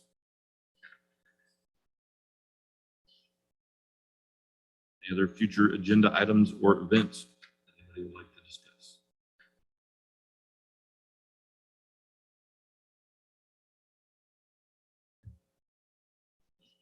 A very random question. The floodplains that sit within the city of Sunnyvale, have we ever thought about using? Yes. This smart space? Short question, yes. The short answer is yes. Didn't get very far. No, it's all privately owned land. So we All don't, of the floodplains. so potentially, well, and that's where, and you could answer this for the developers, most of what you see going on that goes in the floodplain right now is residential. And they have to make accommodations and do things to improve the floodplain and all that. But yes, we've discussed the whole Duck Creek corridor over by the dam. It technically isn't Sunnyvale, but as you drop down and then you hit the border of Sunnyvale, Dallas County, and Kaufman County, all of that, a lot of discussions have been made, but So there are no, until some agreement comes or a private landowner says, hey, I'm really wanting to do this. If I give you X for public land, can I do Y with what I want to keep or something, or donate it? there are no mutually beneficial capital improvements to that level. Oh, there's. And lot of like discussion. essentially significantly raising the value of their property by allowing us to work together to make that land usable. So has that been explored? I don't think it's been explored in any meaningful way. There's never been a specific proposal to do something with the floodplain.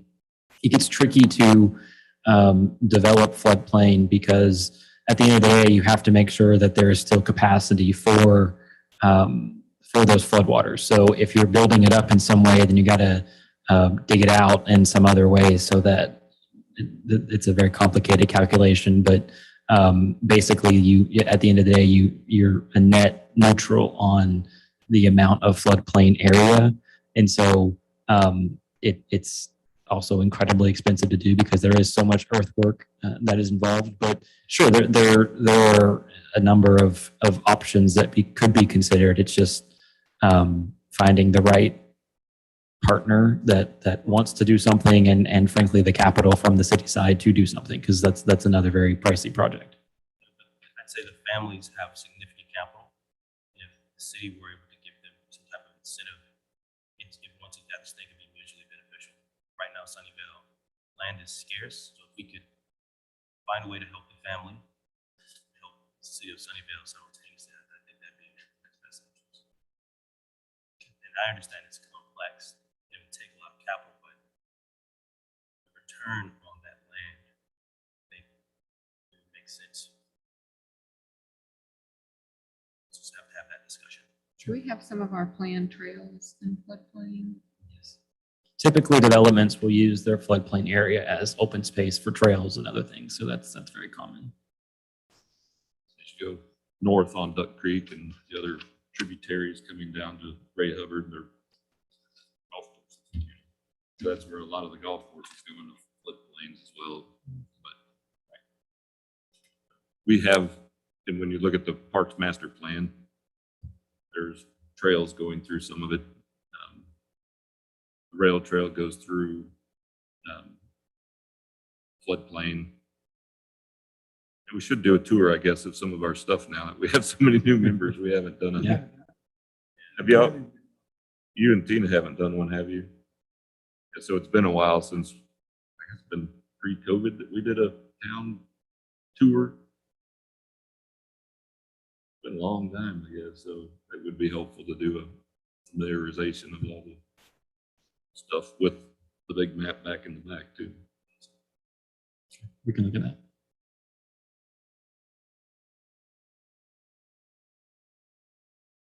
Aren't any other questions? Comments? Get a motion to adjourn? Motion made by member Cash, I second. seconded by member Anthony. All those in favor? We adjourn at 7:45 p.m.